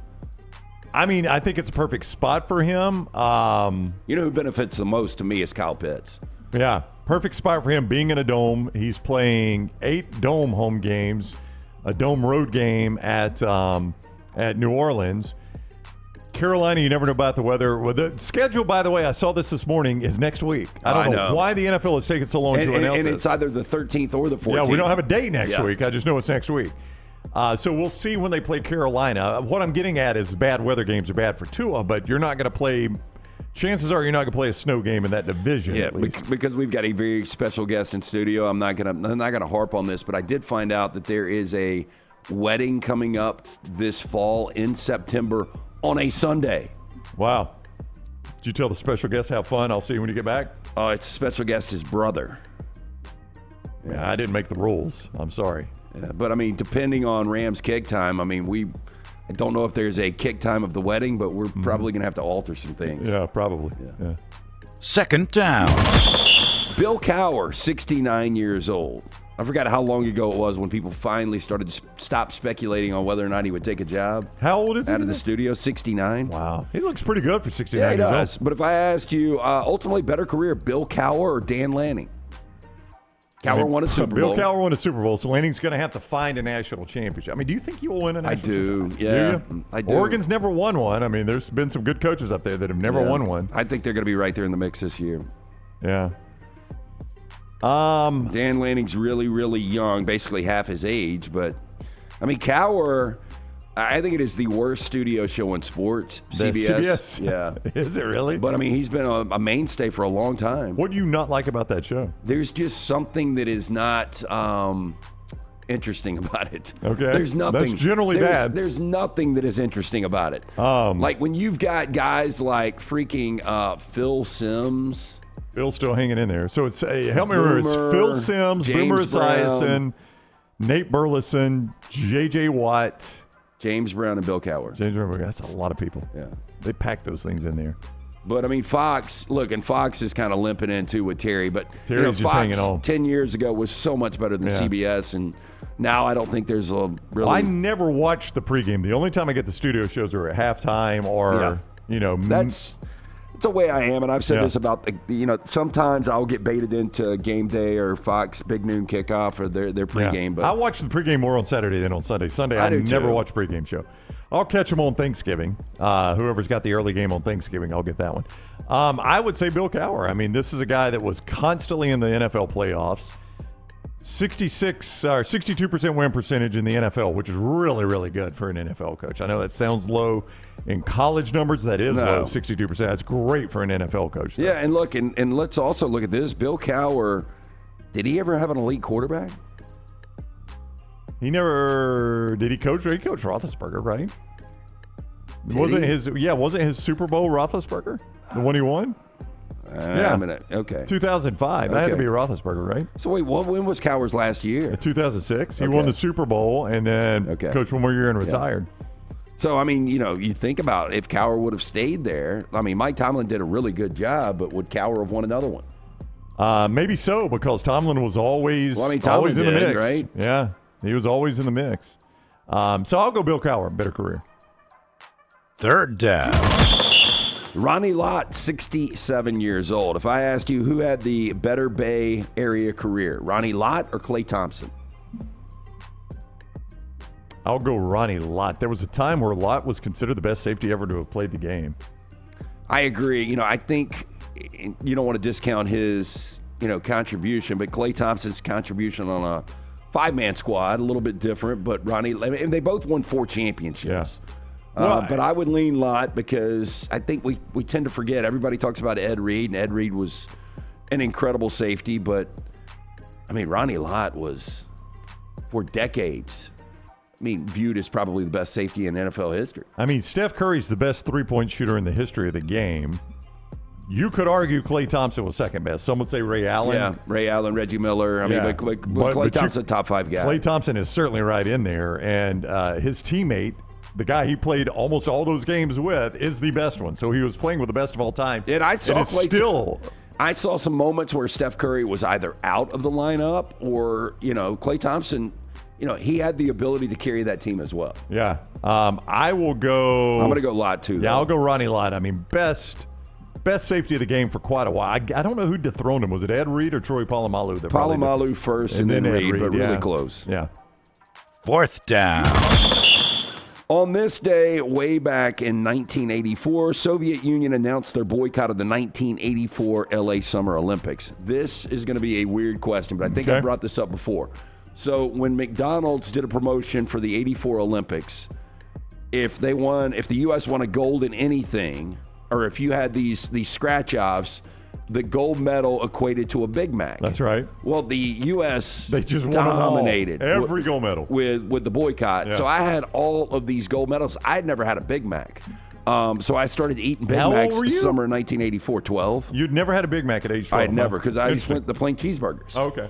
So because I got free Big Macs, I started eating them and I liked them. Is there some strange set of circumstances that introduced you to something that you like? I have to think on that one. I know. I know which way I'm going. Okay, go. Kind of in the same vein as your answer, the Arby's beef and cheddar. We never really went to Arby's, but because there was an Arby's just right next to the hospital my dad worked night shift at, he would get a couple Arby's sandwiches, beef and cheddars, while he was working overnight. That's a solid sandwich. It's a good sandwich. Yeah. I don't love the onion roll. That's my. I like the onion roll. See, I don't. I like the beef and cheddar, and I like the Arby's sauce mixed in with the cheddar a lot. I like the Arby's sauce with a little horsey sauce in there. Yeah, I can take that too, but I do not like the onion roll. But anyway, he would bring the extra sandwich home and put it in the fridge, and that's how I would eat one. And because of his schedule, he would usually leave for work like pretty much right as I was leaving for soccer practice every day, and then get home before or get home while I was at school.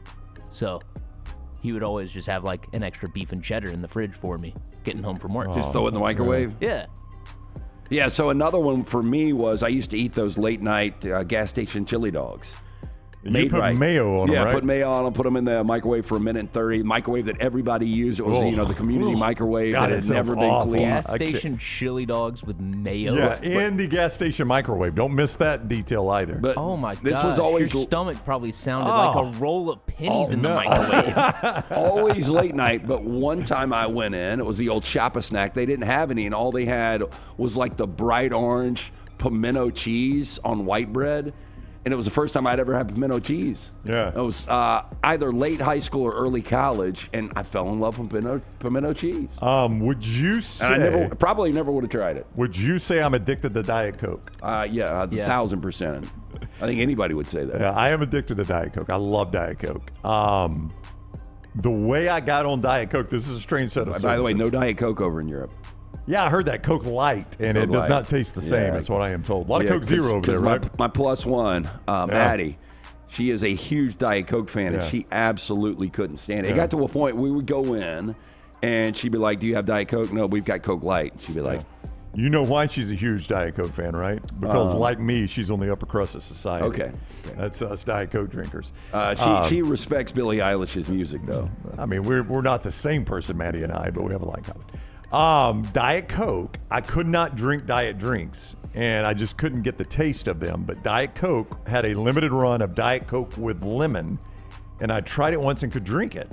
So I was like, ooh, I'll drink this. And then it allowed me, I started weaning myself off the lemon and weaning myself onto the normal Diet Coke, and that's how I became addicted. Yeah. Oh, I'll tell you what's massive over there is Coke Zero.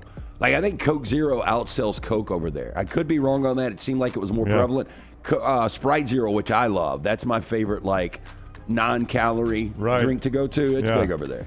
You know, a thing I used to eat, Tyler just made me think of this. My granddad, my mom's dad, so my maternal grandfather, used to grill sirloin steaks, you know, the thin, cheap sirloin steaks, and he would coat them in barbecue sauce, which sounds weird, right? A steak and barbecue sauce. Shows you how bad the taste of that steak must have been. But I can still, to this day, taste those steaks, and they tasted so good with that barbecue sauce on there. See, I would always grill those steaks and then just douse them in Heinz 57. Yeah. So my dad used to, the late Chuck, God rest his soul, he'd get hammered on the grill. I think I've told these stories too, and he would overcook those skinny ones sometimes. And I tried everything as a kid. I tried the Heinz 57, A1. I would put cheese on the steak. I would just put a ton of butter on the steak. Yeah, Chuck did not do a good steak. Yeah, my granddad, he would cook those sirloin, and they were so thin they would kind of bowl up a little bit, and he would brush the barbecue sauce on. I can taste it to this day. Now, those are so good. They did not have the element that is the New York Butcher Shop. Well, that is 4 Downs presented by. What a transition you have here. 4 Downs presented by our friends at Alabama Asphalt and Construction. Lance, for those that might not know about the New York Butcher Shop, what would you tell them about it? I would tell them that I will be there tonight or tomorrow for sure, picking up steaks for the weekend, from the steaks, the ribs, the chicken, the pork, the fresh in-house sides made daily. Both locations, from those baked beans, the mac and cheese, the mashed potatoes with goat cheese. They've got great breakfast items as well. I pick up some of those orange rolls for Sunday mornings. Stop in either locations, the original in Cava Heights, Highway 119 in Greystone. Fantastic selection of fine wines and desserts as well. Rare quality, well-done service. It is the New York Butcher Shop. Do you know, I came home from the golf course the other night, and I think it was Wednesday night, and Jennifer said, we're having lasagna for dinner. I was like, ooh, lasagna. She goes, I got it in the New York Butcher Shop. She cooked the lasagna, put it on the plate. We started eating. She goes, I will never buy another lasagna again other than this one. It's the best I've had. It was fantastic. That banana bread. I bet the lasagna. I forgot the so other. She went in to get rolls. My daughter loves the rolls. My youngest, Hallie, loves the rolls they have in there. So she went to get those, saw the lasagna, and said, well, I'll just get this lasagna. She said, I'll never buy another one again. That is fantastic. Great place. Yeah. Mother's Day, by the way, coming up. It is Sunday. Yeah, make sure you take care of Mom. You don't want her in the kitchen cooking for everyone else. You can prepare her an incredible meal. Our man Jim, his great staff of butchers, they are sitting there waiting on you. Stop in all weekend long and take care of Mom at the New York Butcher Shop. All right, so we got a lot to get to in the next segment. Joel Klatt and Josh Pate have out their post-spring top 25s. We'll look at those. Brad Crawford, of CBS Sports, has got his bowl projections. We'll do happy or sad bowl projections for SEC teams and some others. And if we can get to it, one reason for hope for every NFL team. So we'll just go around the horn with our NFL franchises, and one reason for hope from CBS Sports. So that's a lot in the next hour, and trash. It is the next round presented by Bud Light. Follow Dunaway on Twitter and Instagram at Jim Dunaway. Hop in. Injured in an Uber or Lyft? Here's the problem. Was it the driver's fault? The other car? The app company? Good luck figuring that out while you're trying to heal. Alexander Shunnarah Trial Attorneys, they've got a guy for rideshare accidents. And here's the best part. They don't get paid unless you do. You heal. They fight. One call, 659-777-7777, or visit alexwins.law. Alexander Shunnarah Trial Attorneys, because rideshare accidents need an experienced team. Physical offices, Birmingham. Sterling and the fine folks at Champy's Chicken on Highway 119 in Alabaster want to welcome you in for a great lunch or dinner starting at 11 a.m. every day. Chicken that's brined overnight and cooked to order, and the taste of the Delta with those Delta recipe tamales. Champy's is perfect for all your tailgating needs this football season. You can also choose Champy's for your next party, wedding, or birthday. Great food, great people. Champy's Chicken on Highway 119 in Alabaster, and everything online at champyschicken.com. At Central State Bank, we are large enough to serve you and small enough to know you. Manage your money with ease, whether it's mobile banking, hassle-free checking, competitive loans, business solutions, or personalized financial advice. We're your hometown bank with big-time service. Visit us today and experience banking made simple, because at Central State Bank, you come first. Member FDIC. Next Round shirts, Next Round hoodies, and Next Round hats are all in one place. NextRound.store. Find your favorite piece of gear from your favorite show and put it in your rotation. You never know. You might be in one of our videos showing Next Round gear being worn all over the world. Find all your favorite Next Round gear by visiting NextRound.store. Place an order for you and that big Next Round fan in your life at NextRound.store. Look your best at work, at school, at the stadium, or anywhere you go wearing Next Round gear from NextRound.store. Hey, Lance Taylor from the Next Round to tell you about one of our favorite places for breakfast, lunch, and dinner. That is Hamburger Heaven since 1982. Hamburger Heaven has been serving Birmingham's best hamburgers, cheeseburgers, French fries, hand-spun milkshakes, and sandwiches made fresh to order. All of their ingredients are fresh and prepared daily. This includes their beef, always fresh, never frozen, hand-pattied each and every day. For breakfast, lunch, or dinner, visit any of the 4 locations, Highway 280, Irondale, Gardendale, and Homewood. Stop by the New York Butcher Shop and pick up the finest in certified Angus prime beef steaks and burgers, premium pork chops, ribs, and all-natural chicken cut to order just for you. Their chef-prepared entrees and side dishes are the perfect dinner-to-go choice for your family and are ready to heat at home. With a great selection of fine wines and desserts, the New York Butcher Shop is your one-stop dinner shop. 2 locations to serve you, Cahaba Heights and on Highway 119 in Greystone. The New York Butcher Shop, rare quality, well-done service. Remember the name Way to Wellness if you're battling weight loss in your life. I'm Jim Dunaway from the Next Round. There was a time I was over 216 pounds until Way to Wellness helped me lose 45 pounds, and now for over 2 years, they've helped me keep that weight off. Here's their website, aplanforme.com, aplanforme.com. That's a great name for a website because there's no cookie-cutter plan. Everything is designed specifically for you. No contract, no sign-up fees, and your first consultation is free at Way to Wellness. Hey, let me tell you about our friends at Urology Centers of Alabama. Compassionate and comprehensive urological care with 35 physicians, 17 locations across Alabama. Their patient-centered approach to all of your urological needs. Remember, they've got that new men's health center. It is beautiful, helping men with a wide range of sensitive male issues in a comfortable environment. You can always go online, visit urologycentersalabama.com, schedule an appointment with one of their many urologists today. Jim Dunaway, Lance Taylor, Ryan Brown. The Next Round, presented by Bud Light, is on now. Final hour of the week. And it's always the final hour of the day presented by Champy's World Famous Fried Chicken, champyschicken.com. Sterling and the crew have thrown open the doors there at Champy's, Highway 119 in Alabaster. They're there ready to serve you a great lunch or dinner tonight, or lunch and dinner over the weekend. Those hand-braided chicken tenders that are massive, those great Mississippi Delta recipe tamales, the po' boys, Megan slinging the drinks behind the bar. It is a great time to head down to Champy's World Famous Fried Chicken, champyschicken.com, champyschicken.com. Tyler was there yesterday. What'd you get? Oh, I got my usual, the chicken finger platter with the baked beans and the potato salad. Did you mix the baked beans with the potato salad, a little scoop of both? I did, like a little doing scoop that. of both, and That's it was so delicious. good. And I always love how they give you the slice of white bread to go with your chicken, Mhm. because sometimes after a bite of chicken, you want to, like, cleanse the palate That's a little right. bit with some With the white bread. Yeah. A little palate cleanser. That-a-way, Tyler. That's Champy's World Famous Fried Chicken, champyschicken.com. Last call with Mick and Jake. They've already dropped their episodes for the week. Is that correct? Because I wondered if Mick, with the announcement that the government's releasing some of these UAP files, that's a big day for Mick. Oh, it is. Oh, yeah. I'm sure it will be in the weekend episode of Last Call. Okay, weekend episode of Last Call. So you'll get that on demand.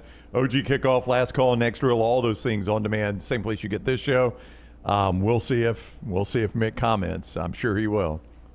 And what does Jake stand? Well, Mick's already he's confirmed it. I mean, he is. Oh yeah, he knows. This is news to us. This is old news to Jay. Yeah, I mean, I don't know what Coker's stance on it. I mean, I think Coker, if he sees it, he probably shoots it.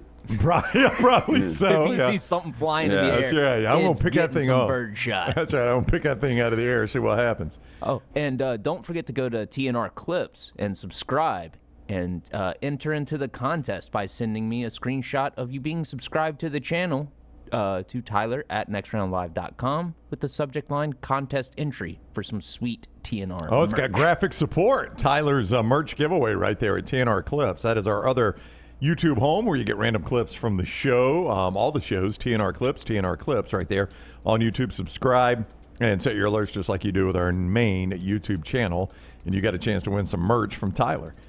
All right, top 25s out all the time. Post-spring top 25 is the big thing. Two friends of the show, Josh Pate, Joel Klatt. Forrester, who you want to go with first? Tell me who we got first here. Let's do Klatt. Here is Joel Klatt. So it'll be all the Big Ten teams at the top. Klatt, like you, Lance, he likes Oregon at the top. Oh, it's funny because I said Oregon Notre Dame national championship. Oh, you and Klatt. Look at you two. I think based on opinions of Klatt right now from our audience, they probably would consider me an idiot too. But I think both Oregon and Notre Dame are going to be really, really good this year. So for those listening, not watching, he's got Oregon 1, Notre Dame 2, Ohio State 3, Indiana 4, Georgia 5. Just your observations on the top line there. I'm not surprised. I mean, the biggest shocker to me is Texas not in that top 5. Okay, well, they are at 7. You got Miami 6, Texas 7, LSU 8. He's big on the Tigers. A&M 9, and Southern Cal 10. Just first blush, massive year for Lincoln Riley there to be in the playoffs at number 10. Massive first year for Lane Kiffin to have LSU right there in the playoffs at number 8. And if you look at Georgia 5, Texas 7, LSU 8, he's right in the running for Atlanta in his first year. Well, I think, on that second line, I think 4 fan bases are extremely excited. You're Miami. You finally get to a college football playoff. You play for a national championship. You're squarely in the playoff if you're the 6th best team in college football. For LSU in year 1, getting to the college football playoff under Lane Kiffin would be huge. Mike Elko taking A&M in back-to-back years. And then finally, Lincoln Riley busting in and getting to his first college football playoff as USC's head coach. The problem is Texas. That's a disappointment at 7. That puts Texas in, but Texas at 7, that means there's multiple losses on that schedule. If you just go by Klatt's rankings, they would be in the 7-10 game, and Southern Cal would be the 10. Now, that's not probably the way it would work out. What a helmet game. Yeah. Oh, you kidding me? Get Texas, Southern Cal, and Austin for a college football playoff game. Number 11 and 12 is the last 2 teams in the playoff. If you go this way, technically it's not because there would be a Group 5 team that would sneak in there. But Oklahoma and Michigan play for the transfer spot there in the playoffs.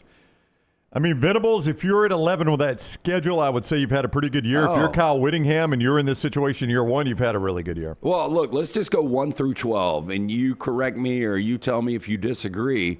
But I think of those first 12 fan bases, I think the only upset fan bases are Ohio State because they're Ohio State and they didn't win a national championship. I think Georgia. They're like, damn, now we're a top 5 team every year, but we got nothing to show for it. You are the SEC champion again based on those rankings. And then Texas. I think those are the only 3 fan bases that would be upset being in that final top 12. Yep.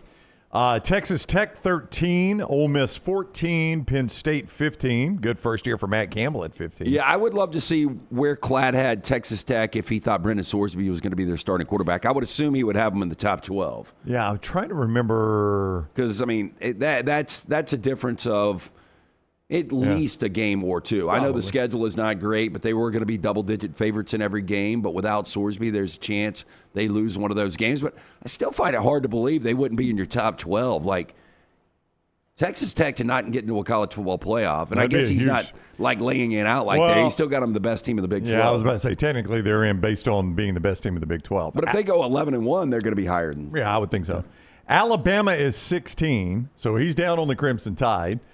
BYU 17, SMU 18, Washington 19, Arizona 20, and wrapping up the top 25, Iowa 21, Houston 22, Utah 23, Carolina 24, and Texas 25.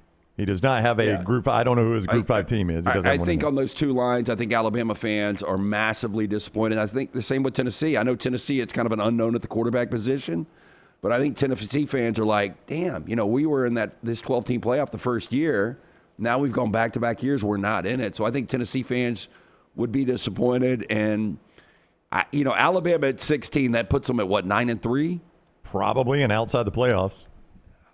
Boy, with that schedule, I think Alabama fans, it's... A 9-3, that's going to be hard to swallow that one. There's no doubt. It's actually, I don't want to say it's a disaster of a season, but for Alabama fans, I think it would be. Let's go to friend of the show, Josh Pate. That's friend of the show, Joel Klatt. Here is Josh Pate's poll. He likes Notre Dame and Texas at 1 and 2 with Oregon 3, Ohio State 4, Miami 5. I know already you like Notre Dame and Oregon, but he sneaks Texas in there. That would be a massive year for Sark. Exact opposite of what we just said. I do think Texas is going to win the SEC, at least where we sit on Friday, May 8th. I don't know if I like this more or less. Boy, everybody's high on Miami. They are, aren't they? And then Georgia. Pate's got Georgia falling back to 7. Yeah, Indiana 6, Georgia 7, Ole Miss 8. That's a huge year for Pete Golding to back it up. year over year. Yeah, to me, what jumps out really here is Georgia kind of falling back, but Pete Golding in year one, having them at number 8. I think Venables, if you follow number 9, hosting a postseason game in Norman, and you're the 9th best team in college football. Same with Elko at number 10. Yeah, back-to-back years in the playoffs for Elko at number 10. You'd have to go on the road this time. SC at 11, they're back in the playoffs, according to Pate, or in the playoffs, according to Pate. Then you got LSU 12, Bama 13, BYU 14, Michigan 15. Same theme there. He does not like Alabama in the playoffs. I mean, that puts Bama up. I mean, from 16 at Klatt, 13 with Pate. Very little difference. Still 9-3. Yep, very little difference. Texas Tech 16. So the thing I noticed about Klatt and Klatt and Josh, I don't know where they had Texas Tech before, but they both got Texas Tech in the teens, minus Brendan Sorsby, but the best team in the Big 12. Well, not Pate. Pate's got BYU. Oh, that's right. I missed that. You're right. BYU at 14. But just based on the way this lays out and based on the highest-rated quarterback in the portal in Brendan Sorsby, I would think both of these guys would have had them squarely in the top 12. Penn State 17, Houston 18, Utah 19, SMU 20 for Pate. Florida 21, great first year for John Summerall if you get them ranked at the end of the year. Iowa at 22, Missouri 23, Washington 24, and Louisville wraps up, Ryan, your top 25 at number 25. Yeah, I think Florida's the one that jumps out there. Yeah, that'd be massive for Summerall. That's at 8-4. Let me pull up their schedule real quick at 8-4, and we'll just do what we always do on this. And your 4 hardest games are the ones you lose. So that would give them wins over Florida Atlantic, Campbell. All right, let me do their hardest games first. Georgia, obviously, that's neutral site Mercedes-Benz. Technically a Georgia home game, Mercedes-Benz. At Texas, I guess I would say Lance, Oklahoma, and then Ole Miss at home. That's their 4 toughest games. At Texas, definitely the toughest. I would say Georgia next, and then it gets debatable. I think you got to go. Who's going to be better, Oklahoma or Ole Miss? Well, but it's those 2. That would be your 4 toughest, I would say. Or is it at Auburn? I feel more confident that Oklahoma will look more like they did last year than Ole Miss. So I would go Oklahoma and then Ole Miss. Then I would go Auburn. Yeah. So if you just lost those 4, you would have wins over FAU, Campbell, Auburn on the road, Missouri on the road, South Carolina at home, at Kentucky, Vandy, at Florida State. I mean, there's no win that you are just like, oh my gosh, that's amazing. Yeah, but that would be 8-4. But I do think Florida's going to be an underdog at Auburn slightly. Agreed. I think there's a chance they're a slight underdog at home against Ole Miss. I think they're going to be an underdog at Missouri. They're definitely a dog against Texas, definitely a dog against Georgia. Probably slight dog against Oklahoma. So a lot of people believe this is like a beneficial schedule. I think we've talked about it a couple of times, but the more you dissect it, there's so many coin flip games that, this thing could go either way. Yeah. It's a soft landing, though. You'll give me that, won't you? At Kentucky. Oh, yeah. Now, look, I don't know what Will Stein's going to do in year 1. Host Vandy. We'll see if Clark Lee can keep it going. And then at Florida State, Norvell may be fired by then. I'll tell you this. If you got the best of the teams on their schedule from the last 3 years, it's a really difficult schedule. Oh, yeah, I would agree with that. You're talking about if I have to face the best Vandy team over the last 3 years, the best Florida State team? Yeah. Yeah, Kentucky, Oklahoma, Georgia, Texas, Ole Miss speak for themselves, and Missouri. Yeah. I'm just saying, once you get past Oklahoma, I don't know what their record will be. That is about as favorable a landing as you can get in the SEC. At Kentucky, host Vandy, at Florida State. And, look, all this depends on what everybody's doing this year. You got to guess that. Let's segue then into Brad Crawford's bowl projections, and I'll ask you team happy or team not. That's after you tell us about our boy C. Stu and Gutter Cap. Cap it, don't snap it. The week is over for a lot of people out there that work the typical Monday through Friday. The last thing you want to do is a dirty, dangerous job. Get the ladder out, you get on the roof, you slip, you fall, you snap the neck and die. No good to the wife or kids. Make the phone call. Chris Stewart will come out, give you an absolutely free estimate. They will clean the gutters one final time. Then they'll put that amazing gutter cap system on your home. Gutter cap fits over most existing gutters. It will only allow rainwater in. It will keep all the debris out. Cap it, don't snap it. 205-823-2212 or guttercapbirmingham.com. And speaking of your roof, our guy Greg from Pell City, I know he's been up on some roofs because of the storms that have come through town. Come through the south there, and Greg from Pell City can get up on your roof as well. just make sure you didn't have any storm damage. You don't want storm damage that you're unaware of to start causing leaks, and now you got a big problem. Let Greg get on up there and see if you've got storm damage on your roof. He may come down and say, hey, your roof is just fine. But if he doesn't, he also knows how to work with the insurance adjusters to make sure you get treated properly and you get the best bang for your buck with the insurance there. 205-542-3531. That is Greg Nelson, our guy Greg from Pell City Storm Restoration Roofing. 205-542-3531. Let Greg get up on that roof and make sure your storm damage is taken care of there with our guy Greg from Pell City and Storm Restoration Roofing. This is Brad Crawford, CBS Sports, his bowl projections. Bowl, not bold, but his bowl games. And I'll just do some of the teams of interest, mostly SEC. He's got Auburn in the Gasparilla Bowl against Virginia. If you don't know what the Gasparilla Bowl is, some of these I understand you don't know. It's played in Tampa. And this is basically means you're barely bowl eligible. If Auburn is just his first bowl game in a while, I guess you would say, okay, that's a step in the right direction. I mean, it is. They were 5-7 last year. Yeah. You're playing Virginia. Virginia would be the disappointed team here. I think that's, Virginia's playing in a bowl game where you're barely bowl eligible. That's kind of a step back for Tony Elliott. If I'm Tony Elliott, hey, look, we played in the ACC championship game. If we would have won it, we would have been in the college football playoff. I mean, whether that's realistic or not, but if I'm a Virginia fan, I'm believing we can get back to that game. Yeah, another SEC team, Texas Bowl. Again, this means you're probably 7-5. Utah, South Carolina. I think South Carolina being bowl eligible, step back in the right direction. Yeah, I don't know if a lot of people realize that South Carolina had a worse year than the Auburn Tigers last year. They did, yeah. I mean, they were 1-7 in conference. With a sneaky Heisman candidate at quarterback. But, 4-8 overall, so it would be a step back in the right direction. And I think, I don't know where you are on Shane Beamer. I can't decide whether or not he's going to be a long-time fix at South Carolina. I like Shane Beamer, but I just don't know. But I think it would put you back in the conversation of, we still don't know going into 2027 if they go to the Texas Bowl. Yeah. Brad Crawford, CBS Sports, has got the Birmingham Bowl here in town, Duke versus Vanderbilt.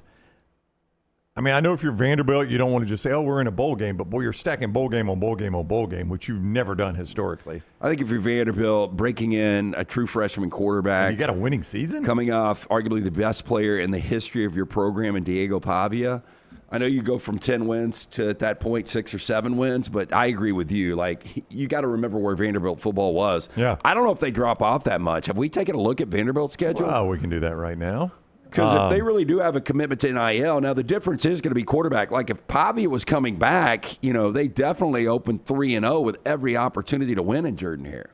Oh, yeah. If you had Pavia, this would certainly have a different feeling. But, I mean, NC State at home gets, in Nashville gets a little tricky with breaking in a new quarterback, right? Yeah, I mean, if you, again, like you're right. If it were Pavia, I would say, yeah, they easily beat NC State. But, you've got 2 games at least under his belt with also being Delaware. I could see them favored in 6 games, though. But, Lance, man, that NC State game, that's a tricky stretch after that. At Auburn, at Georgia, and host Ole Miss. If you get upset by NC State, you could reel off 4 straight losses pretty easily there. But if you beat NC State, you could easily, after Georgia, end up, you could, be 8-1 to start the season? You see a path to 8-1 for them, huh? If you beat NC State, so then you win at Auburn, that's 4-0. I mean, that's a tough win at Auburn. Then you lose to Georgia. So you're 4-1. You beat Ole Miss at home, another difficult win, 5-1. Beat Arkansas, it's a little easier, 6-1. At Kentucky, 7-1. Bye week, at State, 8-1. I mean, it would be a crazy ass start, and then people would start talking about Clark Lee can't stay at Vanderbilt. He's got to get another job. Yeah, where's Clark Lee going to go? I mean, that would be amazing. I don't see it happen. Yeah. I'm just saying there's a possibility. And then they wrap it up hosting Alabama, at Florida, hosting Tennessee. I mean, I think it's going to be a 6-6 year. I agree with you. I think this is actually Brad Crawford's probably got them higher than most people will. Of course, I honestly think that we will continue to doubt both Vanderbilt and Indiana. Of course it will. I mean, probably for another couple of years. Yeah, I've watched this my whole life. I'm going to have to see it for a really long time to shake what I've seen the rest of my life. But same could be said for Indiana, and they're doing it right now. So that was the Birmingham Bowl. How about Liberty Bowl, Florida, Oklahoma State? I would say both these schools, Oklahoma State first-year head coach, Florida first-year head coach. If they're in the Liberty Bowl, you're probably 7-5, 8-4 type team. They'd both be thrilled with that. I think you could take that. I think there are Florida fans that will hear, different voices that will have Florida as one of the sleeper teams, and so Florida fans probably will sell themselves on 8 or 9 wins. But I think 7 or 8 wins is a huge improvement in year one, going from 4 and 8 last year. Here's a bowl game matchup that if I set aside buyouts, okay, just let's take buyouts off the table, like, well, this coach can't get fired or pushed out because of his buyout. Let's just talk about performance. If this is a Music City Bowl matchup where Brad Crawford of CBS Sports has it, I think performance-wise, both fan bases would be ready for a change. Missouri facing Iowa. If Missouri's in the Music City Bowl, just on performance, I would think, man, I like Drink, but we're 7-5, 8-4 every year. You think they would be ready for a change? I mean, but how good can Missouri be? Well, I mean, Gary Pinkel had them better than that. In the SEC, Gary Pinkel had them better than that. But I can only really remember 2 really good Gary Pinkel teams. And one was when they played Kansas for the Big 12 championship. Yeah. And the other one was they played Auburn in 2013. They played Alabama in an SEC championship game, too. Didn't think they were that good the next year, though. Weren't they double-digit wins, though? They might have gotten to 10 wins. But, yeah. I mean, they were never – that 2013 team, if they beat Auburn, they're in the playing for the national championship. Yeah, they're playing Florida State instead of Auburn. Iowa on the other side of that, though. I mean, at some point, I think they're probably getting close to ready for Ferentz to leave. But I mean, if he's 7, it's probably 7-5 again. I would have said this about Bobby Bowden, but I do think Ferentz is going to be able to name the time he goes out. Probably so. Las Vegas Bowl, USC, Tennessee. USC's definitely upset about that. So is Tennessee. Yeah. I mean, Tennessee had a drop back last year. Going 8-5 and 4-4 in conference. If I'm a Tennessee fan, you got to have better. Gator Bowl, Oklahoma, Clemson. That means you're both out of the playoffs, and both fan bases are upset about that. ReliaQuest Bowl. If that's the scenario, I could see one or both of those guys being done. Dabo basically retiring, and Venables just getting fired. Yep. ReliaQuest Bowl, that's the old Outback Bowl, is Penn State, Texas A&M. Probably good for Matt Campbell. I mean, year one. I think Penn State fans could swallow that one. A&M. When you look at that schedule. I know. The schedule is the factor there. And you've got a veteran quarterback. Yeah. A&M fans not going to be happy. I mean, you're in the playoffs. You go backwards out of the playoffs. You're not going to be. I think both fan bases are upset with that. Citrus Bowl. You got one you got one team that I think could swallow this one. One could not is Alabama, Michigan. Alabama fans will not want that one. Yeah, I don't know if Michigan fans either. I mean, first year Whittingham, that's probably a 9-3 team right there. But you got to assume that Bryce Underwood's going to be much better. I know you aren't high on Bryce Underwood, but the money they invested in the kid, I thought he was really raw last year. I think he's going to be much improved. You've got a much better head coach in Kyle Whittingham. I think both of those fan bases are really, really disappointed. So that leaves everybody else in the playoffs, which for him would be LSU as the 9 seed. They would love it. They would love that. Ole Miss is the 11 seed. They would throw a party for that. Georgia is the 5 seed. I mean, it just depends on what Georgia does. It doesn't matter if they're he's the got 1 Texas. seed. He's got Texas as the 2, so that would make them the SEC champion. But even if Georgia was the number 1 overall seed, if they don't win a national championship, it's going to be a disappointment. Yeah. Now, Scott has just sent me something. We'll get to that after we tell you, first of all, about our friends at Hemp Hill Services, who always bring you Lance'sLike.com. Yeah, make the phone call if you have any issues. Again, plumbing, heating, or cooling, especially that HVAC with the warm weather right around the corner. Call Adam, Chad, Andrew. The guys there, tell them the next round sent you. Trust any Birmingham has trusted since 1954 for any and all of these issues. 205-229-2090 or hemphillservices.com. And your urological health is of the utmost importance. Stay on top of that, whether it's kidney stones, vasectomies, anything along the urological track. Make sure you stay on top of it. And when you need to, you need Urology Centers of Alabama.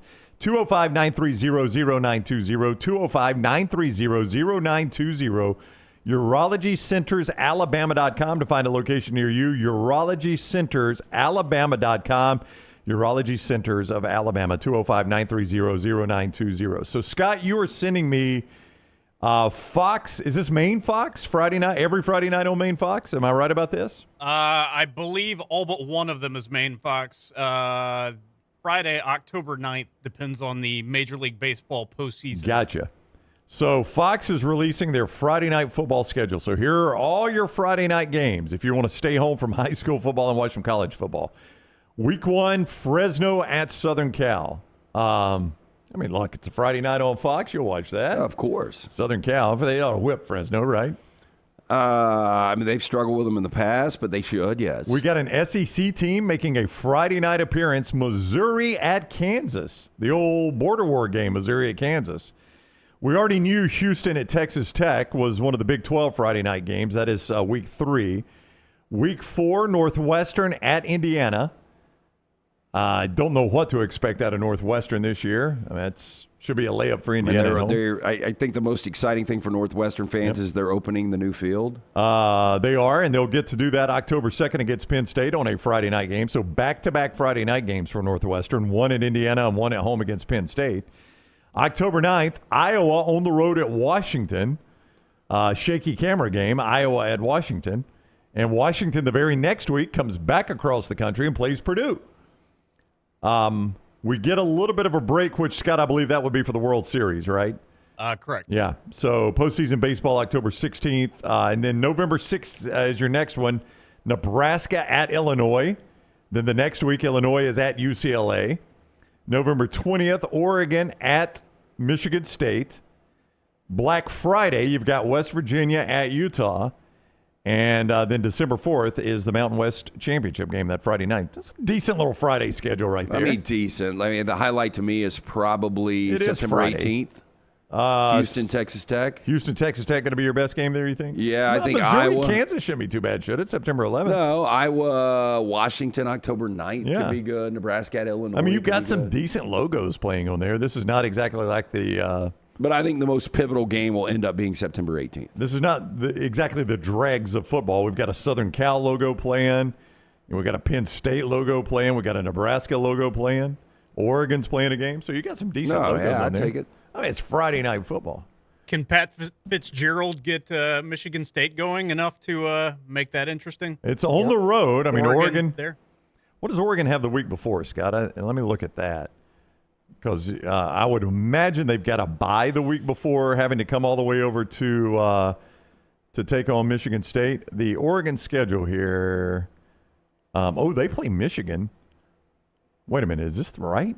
Well, that's kind of yeah, Lance. So they play Michigan at home Saturday, November 14th, and then they've got a short week Friday game at Michigan State.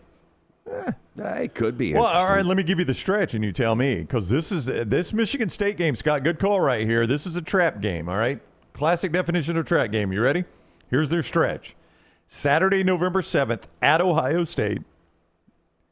Saturday, November 14th at home versus Michigan. Friday, November 20th at Michigan State. And then Saturday, November 28th, rivalry game against Washington in Eugene.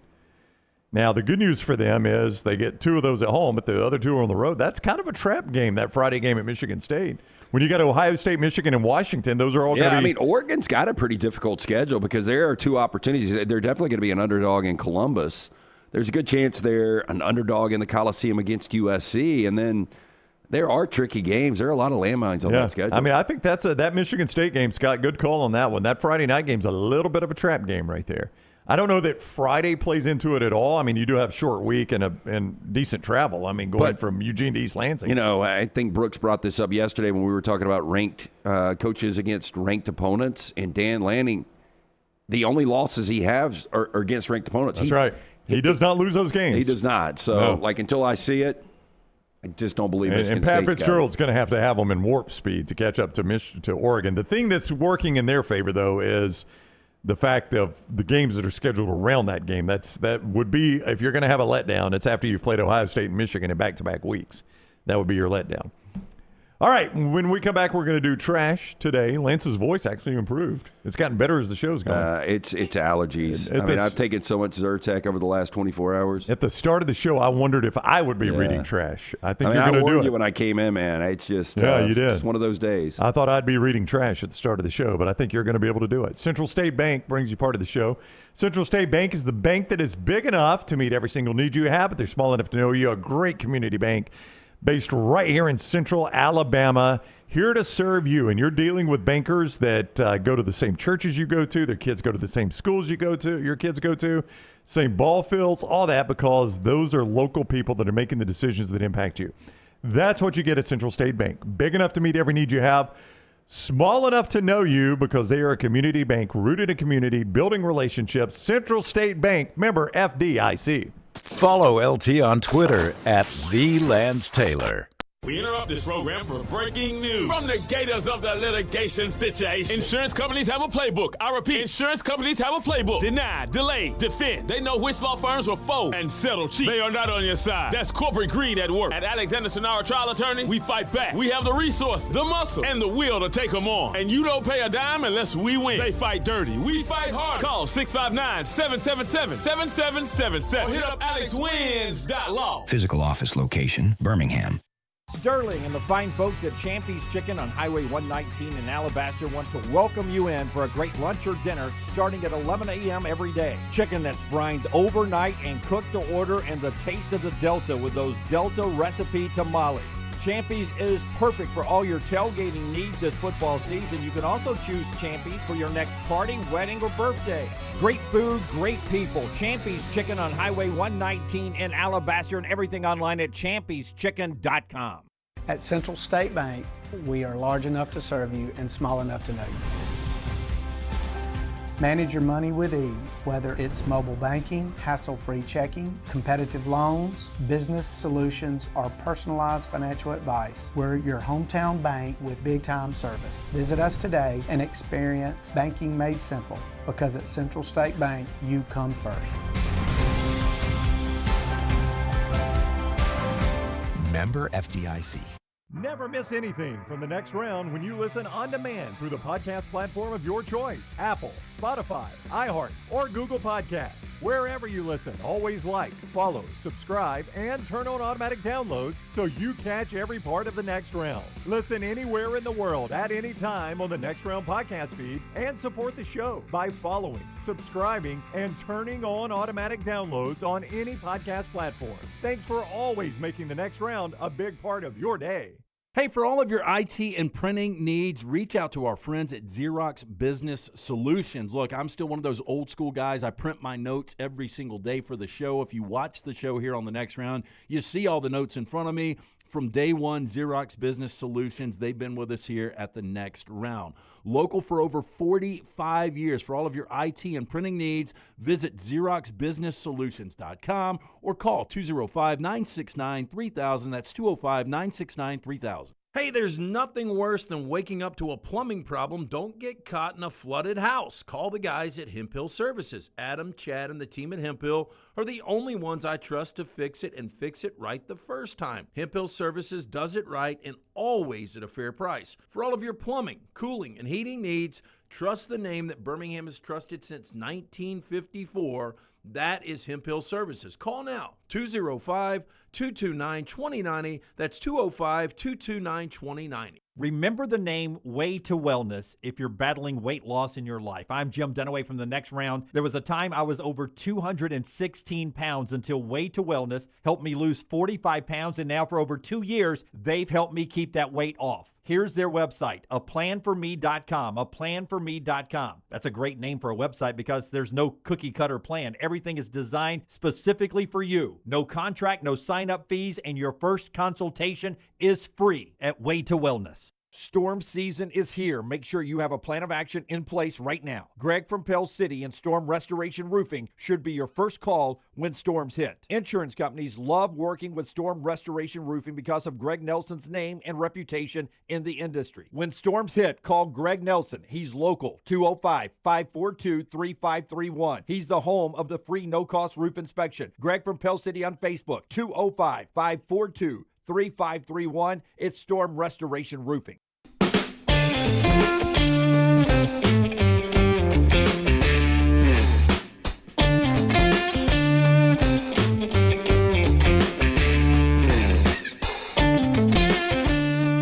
All right, we're about to do trash. I was reading, you don't need a reason to be optimistic for your Rams. They're going to be good. But CBS Sports, Brian Diardo had a reason for optimism for every NFL franchise. One reason for optimism this season for every NFL franchise. I'll get to your Rams, but Scott, your Falcons, your Atlanta Falcons. The reason to be optimistic for your Falcons, Scott, you got the best running back in the league, Bijan Robinson, he says.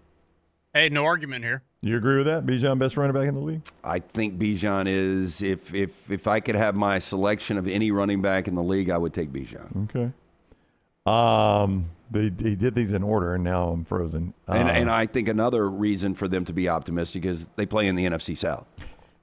Scott, I just ran through legitimate, that. Though, right? I mean, same reason, why anybody, has anything nice to say about the White Sox right now. Because of the division you play in the Central, play in the worst division in baseball. Hey, you can play in the West this year. The West ain't very good. Did you see your crosstown team there has won 15 straight games at Wrigley? I didn't mean to spark a conversation about them. No, it's okay. 15 games at Wrigley. I know it's not okay with you. They'll be at Truist next week. The Cubs? Yep. 15. I was supposed to ask you about I said that we don't have any Braves connections as far as media credentials. We do not. Okay. So you just answered my question. I'm glad you brought that up for us. Why somebody was wanting me to help them get a media I'll credential? explain that later. Yeah. You never asked me about the drama either. We got a lot to talk about. Yeah, boy, me and you. Let's go grab lunch. Yeah. Well, you got a tea time, right? I do. Still go grab lunch. Dallas Cowboys. A lot of Dallas fans out there. Promising defensive addition. Oh no, the Cubs thing. I didn't finish my Cubs thought. They are rolling. 15 straight games at Wrigley. The last time they won 15 straight games at Wrigley, there was not ivy on the wall. That's the last time they won 15 straight games. They didn't even have ivy on the wall yet. Man, that is so difficult to do in baseball, though. 15 straight home wins. I mean, again, best record in baseball along with the Yankees and the Braves right now, 26-12. A lot of Dallas Cowboys fans out there. The reason for optimism for Dallas, promising defensive additions. Of course, they mentioned Caleb Downs first. They got to steal with Caleb Downs. I mean, safeties just aren't going to be drafted high. I mean, that's just the history of the NFL. But where they got Downs and their need for playmakers defensively after, giving up and getting a lot back from Micah Parsons, I think the Cowboys are really intriguing because Dak plays at a high enough level. You wonder what you're going to get from Pickens this year. I assume you're going to get really good Pickens again. And with CeeDee Lamb, who actually took a step back last year. Yeah, Pickens was the better of the two receivers. Yeah. Most of the year. I think Dallas could be really good. Would I be surprised at all if they won the NFC East? No. It's a different winner every year, most of the time, right? Yeah. I mean, just about every year for 20 years they had a different winner. I mean, I could see any team win the NFC, including the New York Giants. Yeah, I don't disagree with you on that. Your Rams. Now, I don't know why this would excite you about this year. This is one reason for optimism for this season. They clearly were struggling to find a reason to give the Rams more optimism than they already have. This gives you no optimism about this season, but CBS Sports says you now have a possible succession plan at quarterback. That doesn't impact your optimism about this season at all. I mean, but it's parking money in the bank is what they've done. Yeah. So that's great that you're gonna grow your nest egg, but that does nothing for this year. Right. I've seen a lot of people that have kind of veered the course there, and people agree with the Rams selecting Ty Simpson. Ultimately, we're going to figure out how good that pick is in the next year or two. The thing that scares me about the Rams coming off of 12-5 is everyone is on the Rams bandwagon. But I did, and I'm going to stick with it for a while. I think we're going to get Rams, Chargers in SoFi. All LA Super Bowl in SoFi. Think that'd be a tough ticket? I mean, there's not a lot of Chargers fans. But still no, that's not what will drive the ticket price up. What will drive the ticket price up is corporate Los Angeles. The fact that it's in L.A. Yeah. The Rams will help it more than the Chargers will, but just being in L.A. Yeah, I told you I met that dude that he's already been offered $1 million, I think 1.2 for his suite in SoFi. Just for that single game without even knowing who's going to be there. My Dolphins, reason to be optimistic, new leadership. Well, that means the old leadership sucked so bad he had to fire them, so yeah, whatever. New leadership. Tyler, aren't you a Saints fan, a marginal Saints fan? Am I right about that? Yeah. Sure. That was very definitive. Your reason to be optimistic, a promising young offense. They mentioned Tyler Shuck. Yeah, I like Tyler Shuck. Yeah. I'm shocked. I did not think that Tyler Shuck, when they selected him out of Louisville, was going to be potentially the quarterback for the future. The thing I would say, though, watching Shuck from Oregon to Texas Tech to eventually playing at Louisville, the guy cannot stay healthy. Yeah. Jordan Tyson, they drafted him. They need me as the coach. Taysom Hill's starting. I know, getting 400 yards of offense. Yeah. We're putting up 500 a game. Oh, I wish you were. Force a lot of turnovers, too.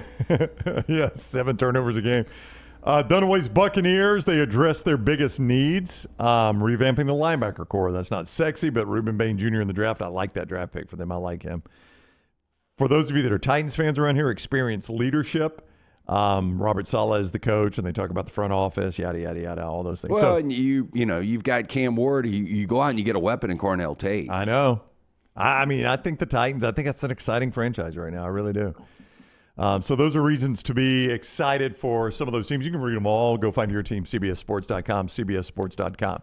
All right, Michelson Laser Vision gets us to trash. That's the people that helped your vision get to 2015. Yeah, 205-969-8100. No reason to procrastinate. At least make that call, ask for Amy, and get screened out. Find out if you're a potential candidate. It's absolutely free to do that. 205-969-8100. Dr. Mark Michelson, Dr. Jen Michelson, they are the best in the business. I'm speaking from experience. 2003, over 20 years ago, I went in, got the procedure done. 2015 vision better than 2020. Make the phone call today, 205-969-8100 or michelsonlaservision.com. Like, okay, now I got to finish. And finishing on a guy that size is harder than you think. LT's Trash is presented by Bud Light. Easy to drink, easy to enjoy. The weekend is here. Pick up the cold, delicious taste of our friends at Bud Light. Start first, a man in India. By the way, had Indian food again last night. Oh, did you go to that same place? I went to a different one. Really? I went to the one out by us. The one up by that I talked about, you can smell. Yeah. I went there one time, didn't love it. I thought it was really, really good. Now, the thing that scared me, there was only 2 people in there. But I met the owner last night. Very nice guy. He's lived in Montgomery for the last 25 years. He's got a location in Columbus, Georgia, a location in Montgomery, and then the location in Birmingham. How about that? If it's the same place I'm thinking of, it's just a different name of the same place that went under for tax evasion. Okay. About a year ago. Well, I don't know if you know this big story of this restaurant group that went under in Birmingham. Yeah. Oh, but yeah. it seems like they have renamed every one of their restaurants and they're back open. That's right. Villa Donuts. It's a little mule. Yeah. Man in India somehow walked into a hospital with a machete lodged in his head. In a horrific scene. Oh, no, I didn't know we had video. Tyler, that was a very quick video without warning whatsoever. Okay, so I got to ask you guys. I can't look. If you were impaled with something, you leave it in, right? Yeah, I mean, is he just standing there texting with a machete in his noggin? Well, you're not supposed to take it out. I know, but I'm probably not calm enough to just be standing there texting and making a phone call, which it looks like he's just hitting his vape or something. Hey, baby, I'm going to need you to come pick me up. Dude, how fast is that ceiling fan going? That's 1,000 miles an hour. It's going to blow the machete out. Look at everybody taking their shoes off, too. Dude, I'd have to get a picture with him. Hey, man, I know this is not timely. Hey, when it recycles, watch Blue Shirt. Old boy almost hits the machete when he walks so close to him. Flip-flops and jeans, such a bad look. Yeah. I knew that was going to come up as soon as I saw this. He's not at the pool. All right, wait a minute. Watch when Blue Shirt walks past him right here. He literally almost hits the machete. He almost hits the machete. You think that's going to hurt? Well, it's right. Oh, I mean, he was close. He's very close to hitting the machete handle. I had to put him down on his knees. Bumps it, and then he forgets his own name. Yeah. The 27-year-old here filmed inside of Mumbai's Sion Hospital with the sickle-shaped blade sticking out of the left side of his skull. Despite the shocking injury, man reportedly conscious, able to walk through the hospital after being rushed there by a friend on a motorcycle. Can you imagine this dude on the back of a motorcycle? Go slow, man. I got a machete in my hand. How did somebody not get footage of this? I don't know if you've seen footage of traffic in India. It looks absolutely insane. Yeah. Now imagine having a machete in your head. No, I'll While take you're it. on the back of a motorcycle. Yeah, what if you got a ticket for not wearing a helmet? I'm sorry, I still got to give you the ticket. I can't fit it on there. Sorry. Much like I do, if a restaurant is empty or a restaurant is full, I try to sit at the bar, like sitting at the bar. So I sat at the bar, and they had Indian videos going on. And like, dude, it was just guys flipping money, guns, chicks shaking their asses, big trucks. But I could sit there and watch Indian videos forever. There was no Indian volume. Rap videos are hilarious. Oh, it was great. It was absolutely great. So doctors later found that the blade had pierced his skull, entered about an inch or so into his head. However, the weapon somehow avoided critical areas of the brain, leaving speech and motor functions intact. Doctor who treated the case reportedly described the man's survival as, quote, miraculous. He was very calm for having a machete in his skull. Now, police have arrested 3 suspects over the attack. Victim's family reportedly criticized the hospital over claims he was forced to wait for treatment despite the severity of the injury. He did appear to be waiting for treatment in the video, I have to say. I have given up on the Pit. I know you're a big fan. But I wouldn't call myself a big fan. I thought this season was much worse than the first season. But I think I don't know how they do season 3. Well, what they're going to do is they're going to rip stuff out of the headline. Machete in the head. Would you be surprised if there's a machete in somebody's head? Whoa! Everybody settle down. Nobody touch him. And then one doctor's just going to want to pull it out, and you're like, now tell me why we didn't pull it out. Damn, That's what do pretty you much got the to bit. do to get pissed off enough to hit somebody in the head with a machete? I mean, you're right about that, yeah. I've never been quite that angry that I know A of. man arrested for public intoxication after trying to call his family using his shoe was given one last chance by police. Using his shoe. According to the Coral Springs Police Department arrest report, Charles Storm, 41, right here of St. Augustine, taken into custody after officers responded to multiple calls about an intoxicated man behaving erratically. Police say the incident began when multiple callers reported a man ripping off his clothes, lying in the middle of a parking lot, and banging on plywood. When officers arrived, they found Storm showing signs of being extremely intoxicated. Guess so. Despite being warned, records show that Storm continued to cause disturbances. One caller told police she saw him stumbling through an alley, running in front of moving vehicles, forcing at least one driver to swerve off the road to avoid hitting him. Officers later detained Storm as he approached parked vehicles in the area. While speaking with police, Storm was asked to contact a family member. Instead, investigators say he removed his shoe and began talking into it as if it was a cell phone. You know what he hasn't had in a while? Shampoo. That is some rough-looking hair. Scott says he looks like Dog the Bounty Hunter's little brother. Yep, I can see that. Put those Oakley blades on him. Mixing with Drexel from True Romance, Gary Oldman's character. I can smell him without smelling. No doubt. Yeah. No doubt. He's got that dirty smell to him, doesn't he? He smells like incense and... it's a dirty smell. He smells like a widespread concert. Yep.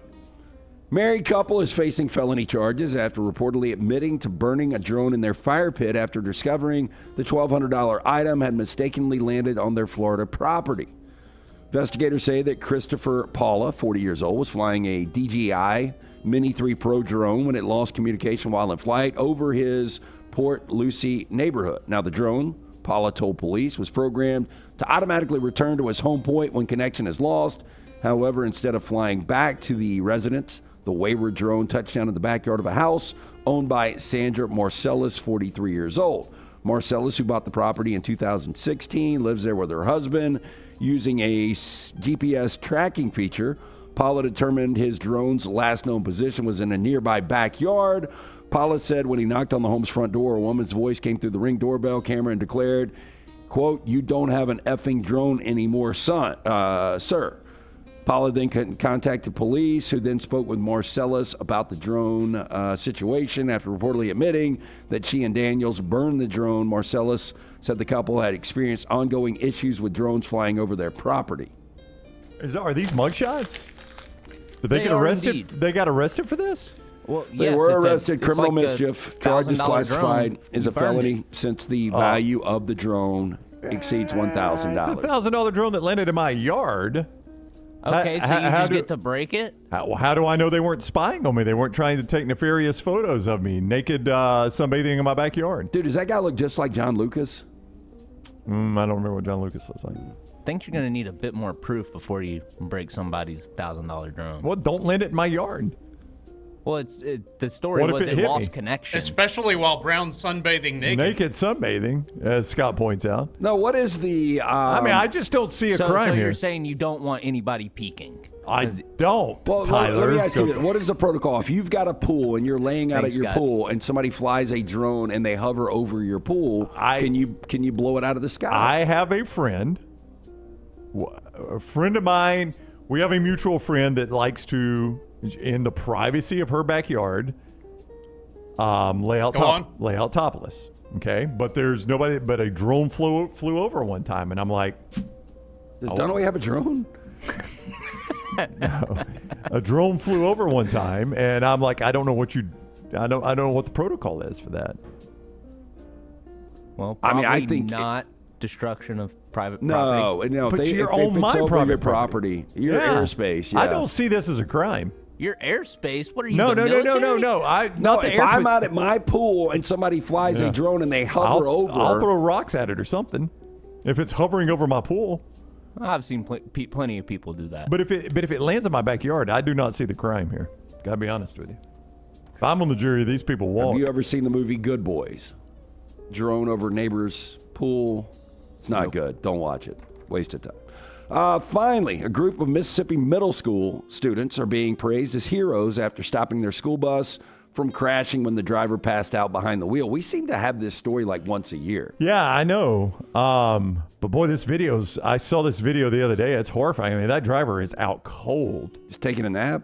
Now, the bus had just left Hancock Middle School with about 40 kids on board when 46-year-old driver Leah Taylor suffered an asthma attack. Oh, God. Now, according to the AP, Taylor reached for her medication but blacked out before she could use it, leaving the bus swerving on a 4-lane highway. I mean, sadly, will she ever get her job back? Like, if this is a condition? No, I mean, yeah, you got to worry about that. Yeah, you can't do it again. But the heroic action of these kids, I mean, these are young kids, and look how much care they have not only for her, but also getting the bus stopped. 6th grader Jackson Kaznav, 12 years old, was sitting directly behind Taylor when he noticed something was wrong. He jumps up, grabs the wheel, took command, telling other students to call for help. Kaznav went on to say, quote, "I didn't have time to process my emotions. I just wanted to make sure that nobody got hurt." Damn, this guy's very mature. I didn't have time to process my emotions. You're 12. Look at him, dude. I know. Meanwhile, 12-year-old Darius Clark hit the brakes as students worked together to guide the bus onto a median, put it in park. Meanwhile, Darius's 13-year-old sister, Kayla, ran from the back of the school bus to the front, called 911. She later said she could barely hear the emergency operator because so many students were screaming. Wow. But everybody's fine. Yeah. Students were honored at a pep rally on Friday and will be treated to a lunch field trip next week to the restaurant of their choice. You think it's Superior Grill? Damn, she is Dave out and cold. Buster's. A restaurant of their choice, a nice gift. Maybe go a little higher than that. I mean, we saved a lot of lives there. Just a free meal. Yeah, it's a good thing Sandra Bullock didn't have this condition and speed, right? Yeah. Another movie I've never seen. It's actually entertaining. Yeah. Tyler, why are you surprised at this point? Like, you always act so Because shocked. these are all like They cultural touchstones. It's not like... Well, these are such massive popcorn movies that, like, the majority of people that watch movies have seen these movies. Right. It's weird that you've been able to avoid seeing. Yeah, I've never seen Speed. Well, back to the drone thing. Okay. It's a federal offense to shoot down a drone because they're considered aircraft by the FAA. And so damaging or destroying an aircraft violates federal regulations, including the Aircraft Sabotage Act. I would take the chances with that. If somebody's hovering over my property, like one time probably let it go. Yeah, but if it's constant, yeah. And then Daniel in the chat had a good analogy. If a basketball bounces in your yard, you're just deflating it? You punt it. The basketball, I'll give it back to the kids. No, you look for the creek or the woods and you punt it into the woods of the creek. Kids get the basketball back. That's very different. That's totally different. Yeah, that's an not accident. The same thing. I don't think you accidentally hover over somebody's property with your drone. That is trash, presented each day by our friends at Bud Light. And this hour is always presented by our friends at Champy's World Famous Fried Chicken, champyschicken.com, champyschicken.com. That is where you go to learn more about Sterling and our entire crew at Champy's World Famous Fried Chicken. Megan's slinging those drinks. They got the great sides, the Mississippi Delta recipe, tamales, the po' boys, the chicken fingers, all of that right there at Champy's World Famous Fried Chicken, champyschicken.com, champyschicken.com. That is going to do it for another week. Dunaway up in Duke for his wife's graduation there. He'll be back Tuesday. We'll be back with you Monday. So do a lot of things between now and then. Make sure you have subscribed to our YouTube channel and set your alerts so you know when we're live. Also, TNR Clips. That's our other channel. Go subscribe to TNR Clips. Set those same alerts.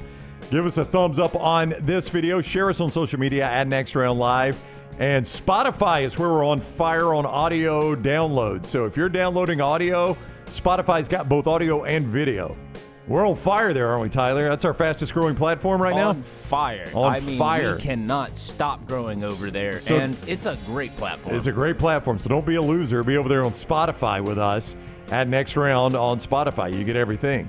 All right, that's going to do it for another week. Have a wonderful weekend. We will see you Monday morning at 9 o'clock.